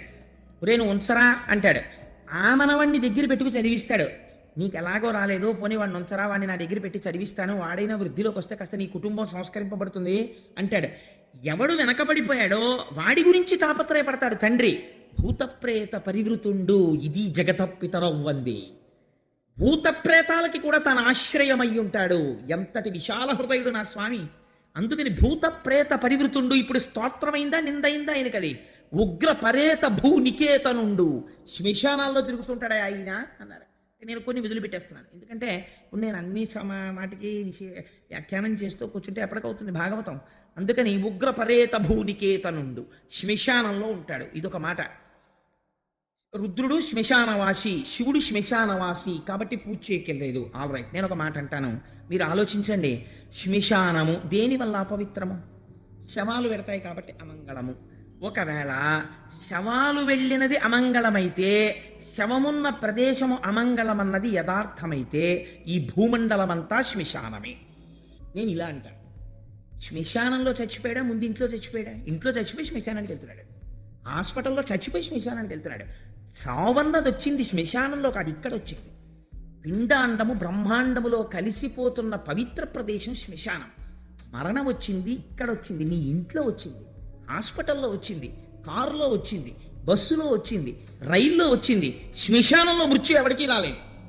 శ్మశానవాసి అంటే అర్థం ఏమిటంటే, చచ్చిపోయిన తర్వాత అందరూ వదిలేస్తారు. నావాడన్నవాడు ఒక్కడు రాడు. జీవుడు కాయము వీడి జీవుడతి కంపిత చిత్తత నెగుచుండవో నాయనయంచు ఎచ్చు నిజ నందన నందినులైన కాని కందోజిని భస్మముల్ తొలుక దుఃఖ మహాంబుధి సొచ్చు పత్నియం కాయము వీడి రారు కథ చేసిన పుణ్యము కర్మము తప్ప శంకర. ఎంత గొప్ప మాట అండి నిజంగా. నా భార్య అంటాడు, దుఃఖ మహాంబుధి సొచ్చు పత్నియం. ఆయన ఆఖరి ఊపిరి అయిపోతుంటే, ఎగ ఊపిరి వచ్చేస్తుంటే గుండెలు బాదుకుంటూ ఏడుస్తూ నిలబడిపోతుంది అంతే ఆవిడ. ఏం చేయగలదు అంతకన్నా? కొడుకు ఎక్కడి వరకు వస్తాడు? శ్మశానం వరకు వచ్చి అంచేష్టి చేసేస్తాడు, వాడు తిరిగి వెళ్ళిపోతాడు. 11వ రోజున బట్టలు పెట్టుకొచ్చి బావమరిది పెట్టేస్తాడు. అప్పుడు ఇంకా తోడొచ్చేవాడు ఎవడన్నా ఉంటే, నీకేం భయం లేదు నాన్న, ఇంత పుణ్యం చేశావే, జీవితంలో ఒక్కసారి శివ అన్నావు, అలా అన్నందుకు ఇది విడిచిపెట్టి వెళ్ళిపోయేటప్పుడు నీకు తోడుగా నేనున్నాను అని చెప్పడానికి నేనున్నానని అక్కడ తానున్నాడు. రోజు మీరున్న ఊళ్ళో కనపడ్డ వాళ్ళు మీకు గొప్ప కాదండి. మీరు ఒక రైల్వే స్టేషన్లో భయంకరమైనటువంటి ప్రమాదం జరిగి ఏమీ తెలియని చోట మీరు రైళ్లు దిగిపోయి ఒంటి నిండా దెబ్బలతో పడిపోయి ఉన్నటువంటి స్థితిలో మీ భార్య లేదు, బిడ్డలు లేరు, సెల్ ఫోన్ ఎక్కడో పడిపోయింది, ఎక్కడ చూసినా ఆర్తనాదాలు, ఏడుపులు తప్ప ఇంకొకటి లేని స్థితిలో అప్పుడు గబాలన ఏమండి మీరా అని ఎవరో వచ్చి పలకరించి, మీరు నాకు బాగా తెలుసండి, బెంగ పెట్టుకోకండి, నా దగ్గర రొట్టె ఉంది, నాకు దెబ్బలు తగలలేదు అని మీకు దెబ్బలు తుడిచి కట్టుకట్టి మీకు రొట్టె పెట్టిన వాడు మీకు ఎంత ఆత్మబంధువుగా కనపడతాడు. ఎవ్వరూ రాక అందరూ వదిలేసిన చోట నా స్వామి అండగా ఉండి చెయ్యి పట్టుకుంటున్నాడు. ఇది బంధుత్వమా, రక్షకత్వమా, ద్రోహబుద్ధ? ఆయనకి అమంగళత్వం అంటగడతావా? ఎంత సాహసం నీకు! అలాగైతే మంగళత్వము అమంగళత్వము ప్రపంచం అంతా ఉంది. ప్రపంచంలో జీవులు చచ్చిపోని ప్రదేశం ఒకటి నాకు చూపించండి, అప్పుడు దేశమంతా శ్మశానమే. కాబట్టి మొత్తం భూమండలం అంతా అమంగళం అయి ఉండాలి.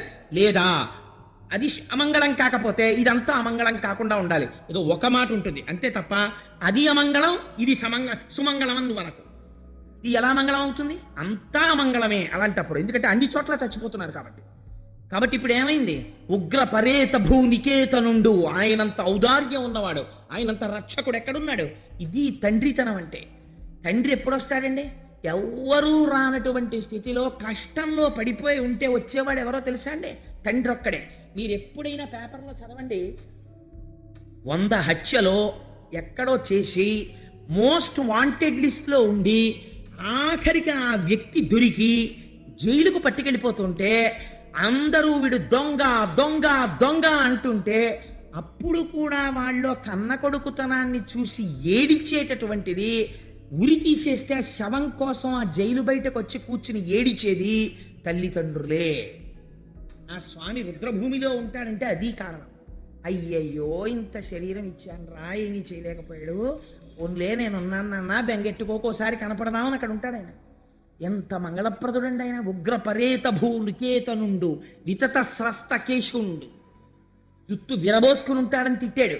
కానీ అందులో ఒక గొప్ప శబ్దం ఉంది. కపర్దీ అని ఆయనకి పేరు. ఆయన పెద్ద జటాజూటంతో ఉంటాడు కాబట్టే గంగని పెట్టాడు. లేకపోతే గంగ ఎక్కడి నుంచి వస్తుంది? సగరపుత్రులు ఎలా తరిస్తారు? అటువంటి వాడు, ఆ వ్యోమకేశుడైనటువంటి వాడు ఎవరున్నాడో మీకు ఒక మాట చెప్పాలంటే, తీర్థయాత్ర చేసేటప్పుడు తీర్థయాత్ర ఫలితములు మీకు రావు. ఎందుకో చెప్పనా? మీరు ఒక నదీ స్నానానికి వెడతారు, నేను స్నానం చేశాను అనుకుంటారు, మీకు ఆ ఫలితం ఇవ్వరు. ఎందుకు ఇవ్వరంటే నదీ స్నానం చేసేటప్పుడు నియమం ఉంది. ఒక మంత్రం చెప్తూ గట్టునున్న ఇసుక తీసి నదిలోకి విసిరి స్నానం చేయాలి. మనందరం కాకి స్నానం చేస్తాం, సంకల్పం లేని స్నానం చేస్తాం. కాబట్టి ఇలా మీరు స్నానం చేసి ఒడ్డుకు రాగానే ఫలితం అన్న అక్కడ ఒక కుర్చీ తిరుగుతుంటుంది. బ్రహ్మగారు సృష్టించిన కుర్చీ కళ్ళకి కనపడదు, అది తింటుంది, ఆ పుణ్యాన్ని తిని బతుకుతూ ఉంటుంది. దానికి అదే పని, నదిలో ఒడ్లని తిరుగుతూ ఉంటుంది. పుణ్యం రాకుండా మీ పుణ్యాన్ని తినేసేటటువంటి కృత్య మీరు నదులలో స్నానం చేసినప్పుడు మీకు ఆ శ్లోకాలు తెలియవు, మీకు ఆ మంత్రాలు తెలియవు. తెలియకపోయినా మీరు ఒక క్షేత్రాన్ని దర్శనం చేసి విడిచిపెట్టేసే ముందు కపర్దీ అన్నారనుకోండి, శంకరుడి జటాజూటం తలుచుకుని నమస్కారం చేస్తే మీరు వెళ్ళినటువంటి ఆ క్షేత్ర ఫలితమును కృత్యం ముట్టుకోలేదు, మీ పుణ్యం మీకే ఉంచుతాడు. ఇప్పుడు ఇది పవిత్రమా అపవిత్రమా? ఆయన జుట్టు ఇంతటి పవిత్రత కలిగినటువంటి జటాజూటం. కాబట్టి వితతస్రస్తకేశుండు అని ఇన్ని మాటలని ఆ కర్ణం ఒక మాట అన్నాడు, అశివుడు. అసలు శివుడు ఏమిట్రైనా అశివుడు అన్నాడు. మంగళప్రదుడు కానివాడిలా పైకి కనపడతాడు, కానీ ఆయన చేసేవన్నీ మంగళాలే. పైకి అమంగళంగా కనపడతాడు, కానీ అన్ని మంగళప్రదమైన పనులే చేస్తాడు. అశివుడైన ఇతనికి శివుడను ప్రమాదమెట్లు కలిగే అని ఇన్ని మాటలంటే నిజంగా మంగళం చేసేవాడే కాబట్టే, అంత మహాజ్ఞాని కాబట్టి ఇన్ని అన్న తర్వాత తిరగబడిపోయాడు అనుకోండి శివుడు కూడా. అప్పుడు ఇంకా మీకు శివుడిని పట్ల నింద స్తోత్రం ఎలా అవుతుంది? అందుకే ఆయన ఏమీ అనలేదు, అలా నవ్వుతూ కూర్చున్నాడు అంతే. దూషణ భూషణ రెండూ ఒక్కలాగే ఉంటాయి వాళ్ళకి. అలా ఉండగలగడం చాలా గొప్ప విషయం అండి. దీనుల ఎడల దీనులు ఒక ఎక్స్ట్రీమ్, తనని ద్వేషించి మాట్లాడేటటువంటి వారి పట్ల, ఇద్దరి పట్ల, పూజనీయత పట్ల, దీనుల పట్ల ఏకకాలమునందు సమానంగా ఉండగలిగినటువంటి లక్షణము కేవలము బ్రహ్మమునకు ఉంటుంది, బ్రహ్మమును అనుభవించిన వాడికి ఉంటుంది. ఇదో చిత్రమైనటువంటి విషయం. ఎందుకంటే ఎప్పుడో రమణాశ్రమంలో రమణులకు ఏదో ఉత్సవం చేసినప్పుడు ఇప్పుడు పెద్ద పెద్ద వాళ్ళందరూ వచ్చి ముందు భోజనం చేస్తారని అనౌన్స్ చేశాడు ఆశ్రమం సెక్రటరీ గారు. అదేంటి బైరాగులు వాళ్ళు బయట కూర్చున్నారు భోజనానికి, బైరాగులకి తర్వాత పెడతారు, ముందు పెద్దవాళ్ళందరూ భోజనం చేస్తారన్నారు. హైకోర్టు జడ్జీలకి పెద్ద పెద్ద వాళ్ళకి పంక్తి వేశారు. ఆ వాళ్ళతో పాటు మొదటి వరుసలో రమణ మహర్షిని కూర్చోబెట్టాలని రమణు లేరని వెతుకుతుంటే గేటు బయట బైరాగుల్లో ఈయన వెళ్ళి కూర్చునుంటే సెక్రటరీ గారికి ఎవరో చెప్పారు అక్కడ కూర్చున్నారండి ఆయన. పరిగెత్తుకుంటూ వెళ్ళి దేవుడు భగవాన్ ఇక్కడ కూర్చున్నారన్నారు. బైరాగులకు తర్వాత అన్నారు కదా, అందుకని నేను ఇక్కడ కూర్చున్నానన్నారు. ఎంత ఆశ్చర్యం చూడండి. రేపు వస్తారే తత్వవిధానంద సరస్వతి మహారాజ్, ఆయన్ని నేను అపర సుఖ బ్రహ్మ అని ఎందుకన్నానో తెలుసా అండి? అనవసరంగా నేను ఎవరిని పొగడను. తెగడకుండా ఉండేటటువంటి అదృష్టం నా నోటికి ఈశ్వరుడు ఇచ్చి నన్ను ధన్యుణ్ణి చెయ్యాలి. ఎందుకన్నానంటే మీరు తత్వవిధానంద సరస్వతి మహారాజుని భిక్షకి పిలిచి, అయ్యా నాకేం లేదండి సైకిల్ మీద వచ్చానంటే, అయ్యా దానికే ఉందండి రండి సైకిల్ ఎక్కేద్దాం, సైకిల్ ఎక్కి వచ్చేస్తారు. వచ్చేసి మీ ఇంటికి వచ్చి మీరు ఏ కు అన్న మాట కూడా రానివ్వరు. అసలు ఆయనకి కులము అన్న మాటే లేదు. ఎవరెవరివ్వండి, ఆయన భిక్ష పెట్టినప్పుడు ఈశ్వరుడు పెట్టాడు అంతే. అందరితో కలిసి అందరూ చూస్తుండగానే భిక్ష స్వీకరిస్తారు. నిన్నటి రోజున మీరు చూశారు కదమ్మా మా ఇంట్లో. తప్పించి ఆయనకి చాటు మాటు గోప్యం అలాంటివి ఏమి ఉండవు. అందరితో పాటు తింటారు. బ్రహ్మం ఏం తింటుందో నేను అది తింటున్నాను, ఈశ్వరుడు తింటున్నాడు అంతే, నేను తింటలేదు. అంత ఈశ్వర భావనతో ఉంటారు. ఒకరిని పిలవలసి వస్తే అసలు సాధారణంగా పేర్లు కూడా ఉపయోగం, మహాత్మా అని పిలుస్తూ ఉంటారు. ఇది బ్రహ్మమునందు రమించడం. నేనైతే యథార్థంగా ఏమనుకున్నానో తెలుసా అండి? తత్వవిధానంద సరస్వతి కాకినాడ 4 రోజులు ఇంత అమెరికా పర్యటన చేసి రావడం అన్నది కేవలం ఒక మిష. అసలు తత్వవిధానంద సరస్వతి మహారాజ్ ఈ ఊరు రావడం వెనకాతల కృష్ణ భగవానుని యొక్క కటాక్షం ఉంది అని అనుకుంటున్నాను. ఎందుకనంటే రేపు భీష్మ ఏకాదశి పర్వదినం నాడు తెలిసో తెలియకో నా బిడ్డలందరూ భాగవతం వింటున్నారు. భీష్మ ఏకాదశి నాడు మధ్యాహ్నం వారి దర్శనం ఇప్పించాలి, వారి అనుగ్రహ భాషను ఇప్పించాలి అనే ఈశ్వరుడు వారిని రప్పించాడు. రేపటి రోజున మనకి దర్శనం ఇస్తున్నారు. ఎవ్వరూ విడిచిపెట్టకండి. గంగా స్నానం కన్నా పవిత్రం వారి దర్శనం. తప్పకుండా అందరం కలిసి విష్ణు సహస్రనామ స్తోత్రం చేసి వారి దర్శనం చేసుకుని వారి అనుగ్రహ భాషణాన్ని విందాం. అందుకని రేపటి రోజున మనకి జరగబోతున్న దర్శనం సుఖబ్రహ్మ దర్శనమే, నాకేం అనుమానం లేదు అందులో.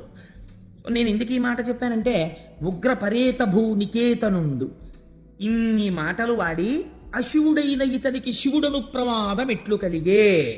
వాళ్ళకంటే లోపల ఒకటి దాచుకోవడం బయటకు ఒకటి ఉండడం ఉండదు. ఎంత గోప్యం లేకుండా, ఎంత చక్కగా అరమరికలు లేకుండా కలిసిపోయి ఉంటారు. అలా ఉండడం ఒక్క బ్రహ్మజ్ఞానికి మాత్రమే సాధ్యమవుతుంది. అటువంటి శంకరుణ్ణి పట్టుకుని ఇన్ని మాటలు అన్నాడు. ఆయన ఏం మాట్లాడలేదు, కోపం వచ్చేసి అన్నాడు, ఇన్ని మాటలన్నా నువ్వు పలకలేదు, లేవలేదు, నమస్కరించలేదు, కాబట్టి నిన్ను శపిస్తున్నాను. ఇవ్వాల్టి నుంచి జరిగేటటువంటి యజ్ఞయాగాది క్రతువుల యందు నీకు హవిర్భాగము లేకుండుగాక అని శపించాడు. ఈశ్వరుడికి హవిర్భాగం లేనప్పుడు ఇంకా యజ్ఞం ఏమిటి, యాగం ఏమిటంటే అది యజ్ఞయాగాదులు నడిపించుకుంటాయి, అవి అదో అజ్ఞానం అంతే. కాబట్టి తన పరిధిని దాటిపోయి నీకు యజ్ఞములందు హవిస్సునందు భాగము లేకుండుగాక అని శపించి అక్కడి నుంచి కదిలిపోయి మంచి వేగంతో విస్సురుగా లేచి ఇంటికి వెళ్ళిపోతే అప్పుడు కూడా శంకరుడు ఏమనలేదు. అది విచిత్రం. ఇంత కోప్పడితే, ఇంత శపిస్తే ఏమీ అనలేదు, అలా ఊరుకున్నాడు. అగ్నిహోత్రానికి తగులుతుందండి. మీరు అగ్నిహోత్రంలోకి పట్టుకెళ్ళి అగ్నిహోత్రాన్ని కొబ్బరి చెప్పు పెట్టి కొట్టారనుకోండి, కొబ్బరి చెప్ప కాలిపోతుంది అంతే, తప్పించి దానికి ఏమవుతుంది? అది రగిలిపోతున్న బ్రహ్మం, అది దానికి శాపం ఏం తగులుతుంది? అది అర్థం చేసుకోలేకపోయాడు, తను పాడైపోతాడని తెలుసుకోలేకపోయాడు, అయిపోయింది. కానీ లోకంలో ఒక విచిత్రమైనటువంటి తీరుంటుంది. అసలు వాళ్ళు బాగానే ఉంటారు, అక్కర్లేని వాళ్ళకి లేనిపోనేటటువంటి భేషజాలు ఎక్కువగా ఉంటాయి. శివుణ్ణి దక్షుడు తిడుతుంటే భృగువుకి సంతోషం కలిగింది. భృగువుకి సంతోషం కలిగి ఆయనకి కొంచెం విష్ణుప్రీతి ఎక్కువ భృగువుకి. అందుచేత శివుడు విష్ణువు కన్నా భేదం అనుకుని శివుణ్ణి తిడుతుంటే ఇలా సంజ్ఞ చేశాడు దక్షుడికి. ఓ కానీ కానీ కానీ అన్నాడు. ఇవన్నీ చూశాడు నందీశ్వరుడు. ఈయనకి శివుడంటే ఇష్టం, నందికి వాహనం కదండి. ఈయనకి కోపం వచ్చింది, ఎక్కడ లేని కోపం. మా శంకరుణ్ణి పట్టుకుని ఇంతంత శాపాలు ఇన్నిన్ని మాటలు అంటాడా, నేను శపిస్తున్నాను దక్షుణ్ణి. ఏమిటో తెలుసా? దక్షుడు ఇవ్వాల్టి నుంచి సంసారమునందు పడిపోవుగాక, భార్య యందు రమించుగాక, కామమునకు వశుడగుడుగాక, ఆహారము మధురమైన ఆహారములు తినడం, రకరకములైన ఆహారములు తినడములు ఎందు వ్యగ్రత కలుగుగాక, వేదము చేత ప్రతిపాదింపబడినటువంటి పూర్వభాగమునందున్న కర్మయందు లంపటొడగుగాక, దక్ష ప్రజాపతిని అనుసరించిన వాళ్ళకి కూడా కర్మలు తప్ప నివృత్తి మార్గమునందు ఆసక్తి కలుగుకుండుగాక, వారికి మోక్షము రాకుండుగాక, నిరంతరము కర్మ పుణ్యము మళ్ళీ సుఖము మళ్ళీ అనుభవించడం, మళ్ళీ జన్మ, ఇలా వాళ్ళు జన్మ చక్రమునందు తిరుగుతుందురుగాక అని ఇన్ని శాపాలు నందీశ్వరుడు ఇచ్చేశాడు. దక్షుడు ఎన్ని తిట్టాడో నందుడు ఎన్ని శాపాలు ఇచ్చాడు. ఎప్పుడైతే నందీశ్వరుడు ఇన్ని శాపాలు ఇచ్చాడో భృగువు కోపం వచ్చిన ఆయన లేచాడు. ఎలా అయిపోతుందో చూడండి సమాజం, ఎలా అయిపోతుందో చూడండి ప్రపంచం. దక్షయజ్ఞం మనకి నేర్పుతుంది. ఇందులో అసలు విష్ణు స్వరూపం కానీ శివస్వరూపం కానీ ఏమైనా మాట్లాడుతున్నాయా? ఏమీ లేదు, నవ్వుతూ కూర్చున్నారు వాళ్ళు. ఆయన రాలేదు, ఈయన మాట్లాడలేదు. పోనీ నందీశ్వరుని శహబాష్ బలే చేసేవారో బాబు, నేనేం అనలేకపోయాను కానీ అనలేదు. అది విచిత్రం. ఆయన అలాగే ఉన్నాడంతే. ఈ భృగువు లేచాడు.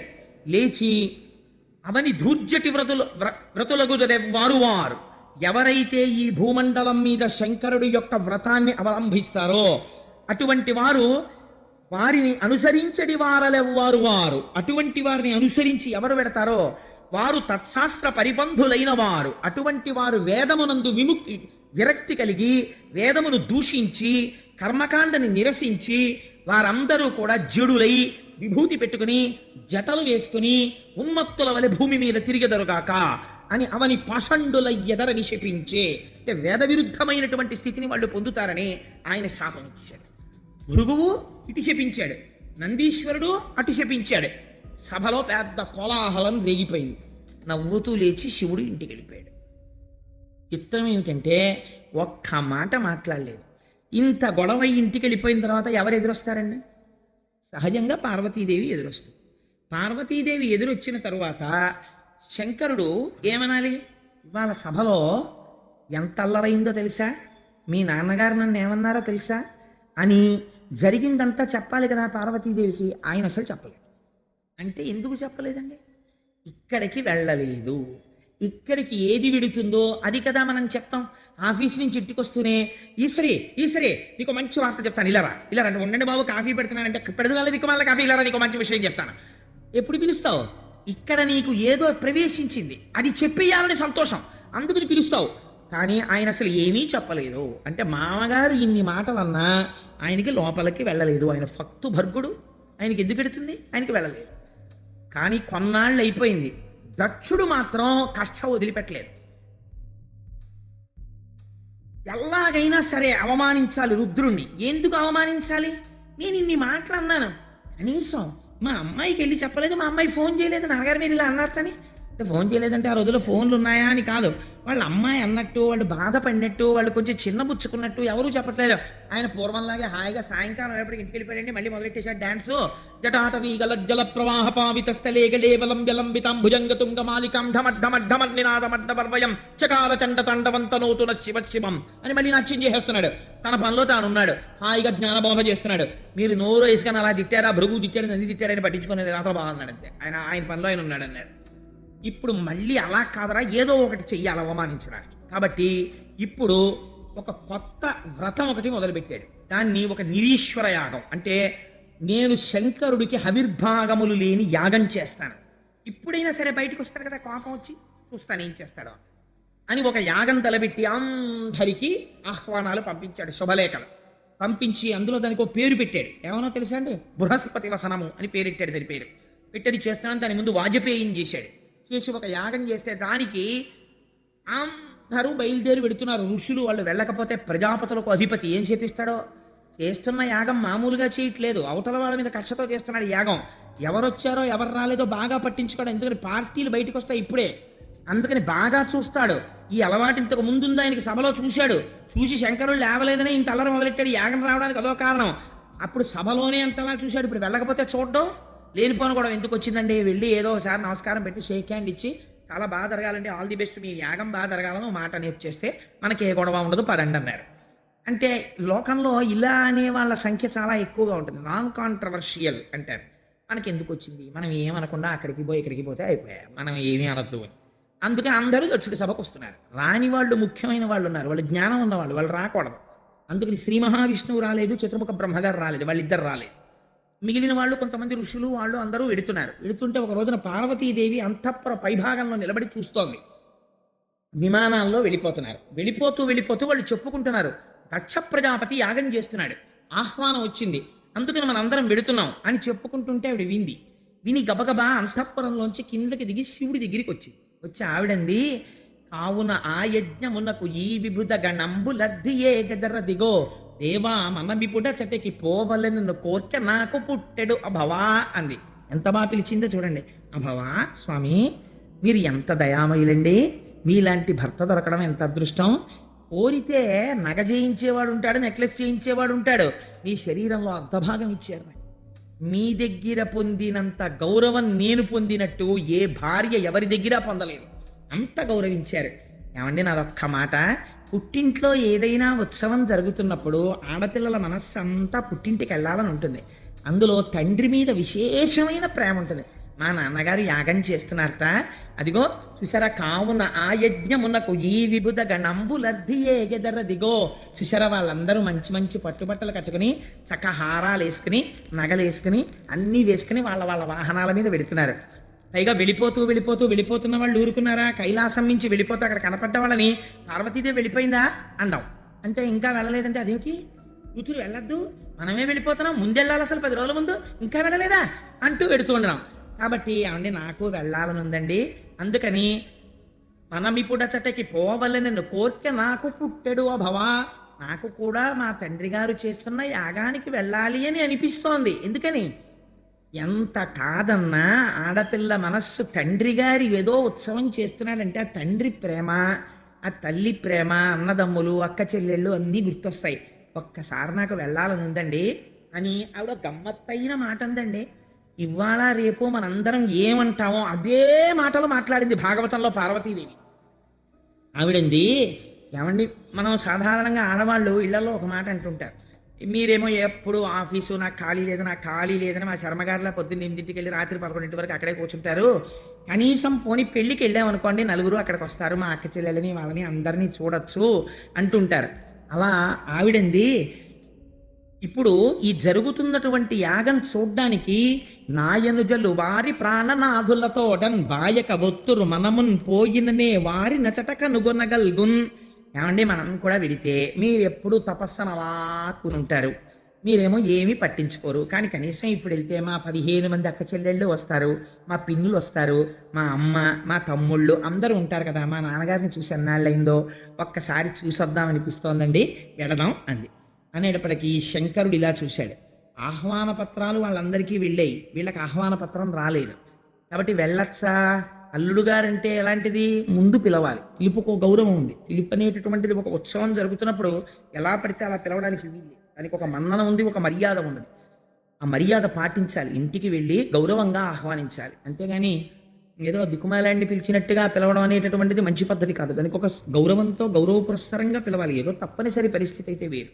సరే, అందుచేత ఆ పిలిచేటప్పుడు మనకి రాలేదు కదా ఆహ్వానం అన్నట్టుగా చూస్తున్నాడు శంకరుడు. మరి వాళ్ళందరికీ ఎలా తెలిసింది ఆహ్వానాలు వెళ్ళాయి కదా, మన ఎవరు పిలిచారని విడదాం అని చూస్తున్నాడని పసిగట్టేసింది. ఆయన మనస్సు తెలియని ఇల్లాలా మా తల్లి. అందుకని ఆవిడంది, ఏమండి పిలవలేదు అందుకే కదా మనం వెళ్ళకూడదు అన్నట్టుగా మీరు చూస్తున్నారు. అనయము పిలవకయుండన్ చన అనుచిత మందువేని జనకు గురు సుహృత్ జననాయక గేహములకు చనుచుందురు పిలవకున్న సజ్జనుల దిప. ఎంత గొప్ప మాట చెప్పిందో చూడండి. ఏమండి పిలుపు అనేది ఎవరెవరి దగ్గర నుంచి వస్తే మాత్రమే వెళ్ళాలో తెలుసా? మిగిలిన వాళ్ళు పిలిస్తే వెళ్ళాలి, కానీ కొంతమంది పిలవకపోయినా వెళ్ళి తీరాలి. అలా ఎవరెవరిళ్ళకి వెళ్ళాలో తెలుసా? అనయము పిలవకయుండన్ చమ అనుచిత మందువేని. పిలవకుండా మనం ఎలా పెడతాం పార్వతి అంటారేమో స్వామి. వెళ్ళచ్చు, ఎక్కడెక్కడికో తెలుసా? జనక తండ్రి గారింటికి పిలవకుండానే ఆడపిల్ల వెళ్ళచ్చు, ఎందుకంటే చతుర్థి విభక్తి వేసి కన్యాదానం చేయడు, అందుకని వెళ్ళచ్చు. జనక గురువు గారింటికి పిలవకపోయినా వెళ్ళవచ్చు, వెళ్ళి గురువుగారి దర్శనం చేసుకుని రావచ్చు. సుహృత్ అతి స్నేహితుడు, మనసెరిగినటువంటి స్నేహితుడు. ఆ సుహృత్ అనిపించుకోవాలి అంటే ఆయన మన్నేం పిలవలేదు కదా మనం వెళ్ళక్కర్లేదు అనకూడదు. ఎప్పుడూ అప్పుడు ఒకసారి వెళ్ళి చూసి వస్తూ ఉండాలి స్నేహితుణ్ణి. అందుకని సుహృత్ జననాయక, రాజుగారి ఇంటికి వెళ్ళి రావచ్చు. రాజుగారు పిలవలేదు కాబట్టి మనం వెళ్ళలేదు అనకూడదు, రాజు ఇంటికి వెళ్ళాలి. సుహృత్ జననాయక గేహములకు చనుచుందురు పిలువకున్న సజ్జనుల దిప. ఎంత గొప్ప మాట జోడించిందో చూడండి. సజ్జనులైన వాళ్ళు పిలవకపోయినా పెడతారు ఇక్కడికంది. అంటే ఇప్పుడు వెళ్ళకపోతే పిలుపు లేదని నువ్వేమైపోతావు, కాబట్టి మనం వెళ్ళొచ్చండి. ఆవిడ తెలివి తక్కువదండి, ఆవిడ మహాతల్లి, ఆవిడ సాక్షాత్ విద్యాస్వరూపిణి. శంకరుడు తక్కువడా? ఆయన అన్నాడు, పార్వతి నువ్వు చెప్పినది యథార్థమే. ఇంటికి పిలుపు లేకపోయినా కూడా ఉత్సవం జరుగుతున్నప్పుడు ఆడపిల్ల వెళ్ళవచ్చు, ఆ అధికారం ఉంది. కానీ నేను కూడా ఒక మాట చెప్తాను విను. కుటిల బుద్ధులైన కుజనుల ఇండ్లకు ఆర్యులే గవారనాదరమున కొమలు ముడులు వేయిచి భూరిరోషాక్షులై చూతురది యుగాక సుదతి వినుము. గొప్పగా చెప్పాడండి నిజంగా. కుటిల బుద్ధులైన కుజనుల ఇండ్లకు ఆర్యులే గవారనాదరమున. కొంతమంది పుట్టుకతో విద్య ఉంటుంది, ఐశ్వర్యం ఉంటుంది, రూపం ఉంటుంది, పాండిత్యం ఉంటుంది, అన్నీ ఉంటాయి. లేనిదేది అంటే అటువంటి వారి దగ్గర ఉండవలసినటువంటి ప్రేమ ఉండదు, ఉండవలసినటువంటి సుహృద్భావం ఉండదు. ఎప్పుడూ వైషమ్యాన్నే చూస్తుంటారు. అవతల వాడిని ఎలా కించపరిచి మాట్లాడదామా అనే చూస్తారు, గుణములు చూడరు. సందర్భం వచ్చింది కాబట్టి నీకు చెప్పేస్తున్నాను పార్వతి. ఇతపూర్వం మీ తండ్రి గారు నన్ను ఒక సభలో అవమానం చేసి మాట్లాడారు, బాణముల వంటి మాటలు ప్రయోగం చేశాడు. దానికి అంతటికీ కారణం ఏమిటి? నేను లేచి నిలబడలేదు అని ఆయన అనుకున్నాడు. కానీ అసలు జరిగిన యథార్థాన్ని నేను చెప్తాను విను పార్వతి అన్నాడు.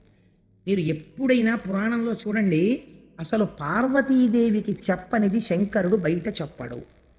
పార్వతీదేవి అడుగుతుంది మనందరి తరపున, పార్వత్యువాచ అని పార్వతీదేవి అడుగుతుంది. అప్పుడు శంకరుడు దానికి జవాబు చెప్తాడు. శ్రీరామ రామ రామే తిరమే రామే మనోరమే. అది కూడా అలాగే వచ్చింది శివుడు చెప్తేనే.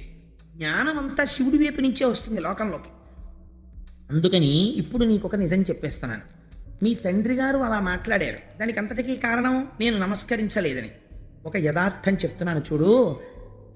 దేహభ్రాంతి కలిగినటువంటి వాడు తను వస్తున్నప్పుడు తన శరీరమునకు నమస్కారం చెయ్యాలని కోరుకుంటాడు. కానీ ఆత్మస్థితిగతుడైనటువంటి వాడు అంతటా నిండి నిబిడీకృతమైనటువంటి వాసుదేవుడే లోపల నడిచొస్తున్నాడు అనుకుని ఆ బ్రహ్మమునందు రమిస్తున్నవాడు ఆ వాసుదేవ దర్శనం చేసుకుని అలాగే ఉండి ఆ వాసుదేవుడికే తన మనస్సులో నమస్కారం చేస్తాడు.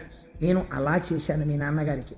కానీ వారు దేహబుద్ధి ఎందున్నారు, తన శరీరానికి లేచి నిలబడి నమస్కారం చేయలేదు అనుకుంటున్నారు. కాబట్టి వారికి నా స్థాయి తెలియలేదు. కాబట్టి వారు ఎప్పటికీ కూడా నా యందు అనుకూల్యముతో ఉండరు. కాబట్టి ఇప్పుడు మనం విడితే ఏమవుతుంది? కుటిల బుద్ధులైన కుజనుల ఇండ్లకు ఆర్యులే గవారనాదరమున. ఎలాగో అలా అవమానించాలి. అందుకని ఏం చేస్తారు? బొమ్మలు ముడులు వేయించి తలుపు తీసి అసలు పలకరించారు, అసలు మాట్లాడరు. అంతకన్నా అవమానం ఏముంటుంది? ఒక బంధువుల ఇంటికి మీరు వెడతారు, ఎంతో సంతోషంగా వెడితే అసలు మిమ్మల్ని పలకరించరు, మీతో మాట్లాడరు, ఊళ్ళో వాళ్ళని కూర్చోబెట్టి వాళ్ళతో మాట్లాడుతుంటారు. ఇప్పుడు మీ మనస్సు ఎలా ఉంటుంది? చిన్నబుచ్చుకుంటుంది. ఎట్లా అంత దూరం నుంచి వచ్చాం, కనీసం అయ్యో ఎప్పుడు బయలుదేరావు, ఎప్పుడు వచ్చావు, కాఫీ తాగేవా అని కూడా అడగలేదు. ఆఖరికి అరగంటో గంటో చూసి చూసి చూసి చూసి మీరే బాగుండదని మీరేదో మాట పలకరిస్తారు, విననట్టుగా అంతే, అవును అలాగే అలాగే అని వదిన అని మళ్ళీ ఇటువైపుకి తిరిగి ఎవరో ఊళ్ళో వాళ్ళతో మాట్లాడుతుంటారు. అప్పుడు మీ మనస్సు ఎలా ఉంటుంది? చాలా బాధగా ఉంటుంది. ఇవి శివుడు చెప్పాడండి, నా సొంతంగా చెప్పట్లేదు.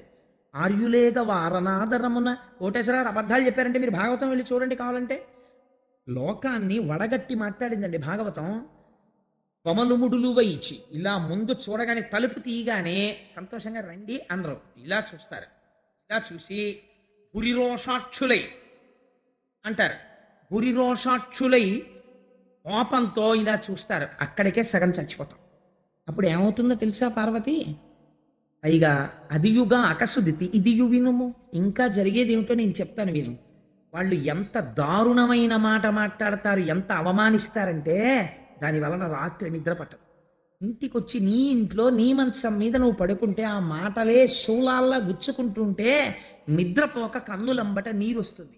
కాబట్టి బంధువైనా సరే ఆదరణ లేనివాడైనప్పుడు వాడు ఎంత గొప్పవాడైనా వాడి గడప తొక్కకుండా ఆర్యులు ఉండవచ్చు. అంతకన్నా దూరపు బంధుత్వం ఉన్న వాళ్ళ ఇంటికి వెళ్ళు, దగ్గర బంధుత్వమైన వాళ్ళ ఇంటికి వెళ్ళక్కర్లా. ఎందుకు వెళ్ళక్కర్లా? వాళ్ళకి మర్యాద తెలియదు, ప్రవర్తన తెలియదు, అందుకని వెళ్ళక్కర్లేదు నువ్వు. ఆర్యులే. ఇది భాగవతం చదువుకున్నవాడైతే అలా వెళ్ళకపోతే వాడు ఎందుకు తప్పు పట్టడానికి వీల్లేదు. వీడు మా ఇంటికి రాని అక్కడికి వెడతాడే అని అడగడానికి వీల్లేదు. నీ ప్రవర్తన మార్చుకో, వాడు వస్తాడు నీ ఇంటికి. ఈ శంకరుడు చెప్పిన తీర్పు. అందుకని నా సొంత అన్నదమ్ముడు ఒక ఊరిలో ఉండి, అన్నదమ్ముడైతే మళ్ళీ నీతి వేరు. తనకి పెద్ద తండ్రి పినతండ్రి పిల్లలు ఉన్న ఊళ్ళోనే దూరబంధువు ఉన్నారనుకోండి, పెద్ద తండ్రి పినతండ్రి పిల్లలకి మర్యాద తెలియనప్పుడు నువ్వు దూరబంధువు ఇంటికి వెళ్ళొచ్చు, తప్పులేదు. ఎందుచేత కుటిల బుద్ధులైన కుజనుల ఇండ్లకు వార్యులేక వారనాదరమున కొమలు ముడిలు వేయిచి భూరి రోషాక్షులై చూతురదియు కాక ఇది సురతి వినుము. శంకరుడు నిర్దాక్షిణ్యంగా తీర్పు చెప్పాడు. అందుకని మనం వెళ్ళకూడదు పార్వతి. ఇంకొకటి చెప్పనా, ఇను ఉత్కృష్టుండకు దక్షుని సుతలలో ప్రియసుతవైనను నా అనుబంధముచే జనకునిచే పూజబడయ జాలవు తరుణి. నువ్వు దక్ష ప్రజాపతి యొక్క కుమార్తెలలో చాలా ఇష్టమైన పిల్లవి. ఎందుకని కడగొట్టున 16వ దానిగా పుట్టావు. కలశ పాధోరాశి గర్భవీ చిమ తల్లి కడుపారనెవ్వాని కన్న తల్లి అంటారు. తల్లికిట ఆఖరణ పుట్టిన పిల్లలంటే చాలా సంతోషంగా ఉంటుంది. తండ్రికి పైన పుట్టినవాడంటే ఇష్టం ఉంటుంది, రామాయణంలో చెప్తారు. అందుకని ఆఖరణ పుట్టినటువంటి దానివి కాబట్టి సహజంగా మీ తల్లికి మీ తండ్రి గారికి కూడా నువ్వంటే ఇష్టమే. కానీ నేను చెప్తున్నాను చూడు, నీ యందు ప్రీతి ఉండవచ్చు, కానీ ఇవాళ నువ్వు దక్షుడి కూతురిగా ఆయన చూడడం. నిన్ను అవమానిస్తే నన్ను అవమానించినట్లే అని నా అనుబంధముచే నువ్వు నాకు భార్యమైన కారణం చేత జనకునిచే పూజ బడయ జాలవు తరుణి. నీ తండ్రి గారు నిన్ను పూజించారు. ఆ తర్వాత నువ్వు చాలా బాధపడిపోతావు, మరణ సదృశమైన వేదన పొందుతావు అలాంటి వాళ్ళు ఇళ్ళకెడితే. కాబట్టి వెళ్ళకు, తప్పు లేదని చెప్పాడు. ఆవిడంది, కానీ నాకు వెళ్ళాలని అనిపిస్తోంది అంది. నువ్వు వెళ్ళి రావచ్చు, నువ్వు వెళ్ళవచ్చు అన్నాడు. ఆయన త్రికాలజ్ఞుడు, ఆయనకి తెలియదండి. అనేసరికి తల్లి గబగబా పక్కన పరమశివుడు రావట్లేదు అన్న బాధతోటే బయలుదేరింది.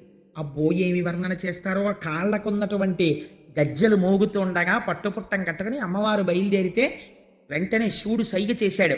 ప్రమదగణాలందరూ అమ్మవారు ఆడుకుంటూ వెళ్ళడానికి పూలబంతులు, మధ్యలో చూసుకోవడానికి అద్దాలు, పెట్లతో బంగారు ఆభరణాలు, చీనాంబరాలు అన్నీ పట్టుకుని అమ్మవారి వెనకాతల ఎందుకైనా మంచిదని రక్షణగా మణిభద్రుడితో కలిసి ప్రమదగణాలు బయలుదేరాయి.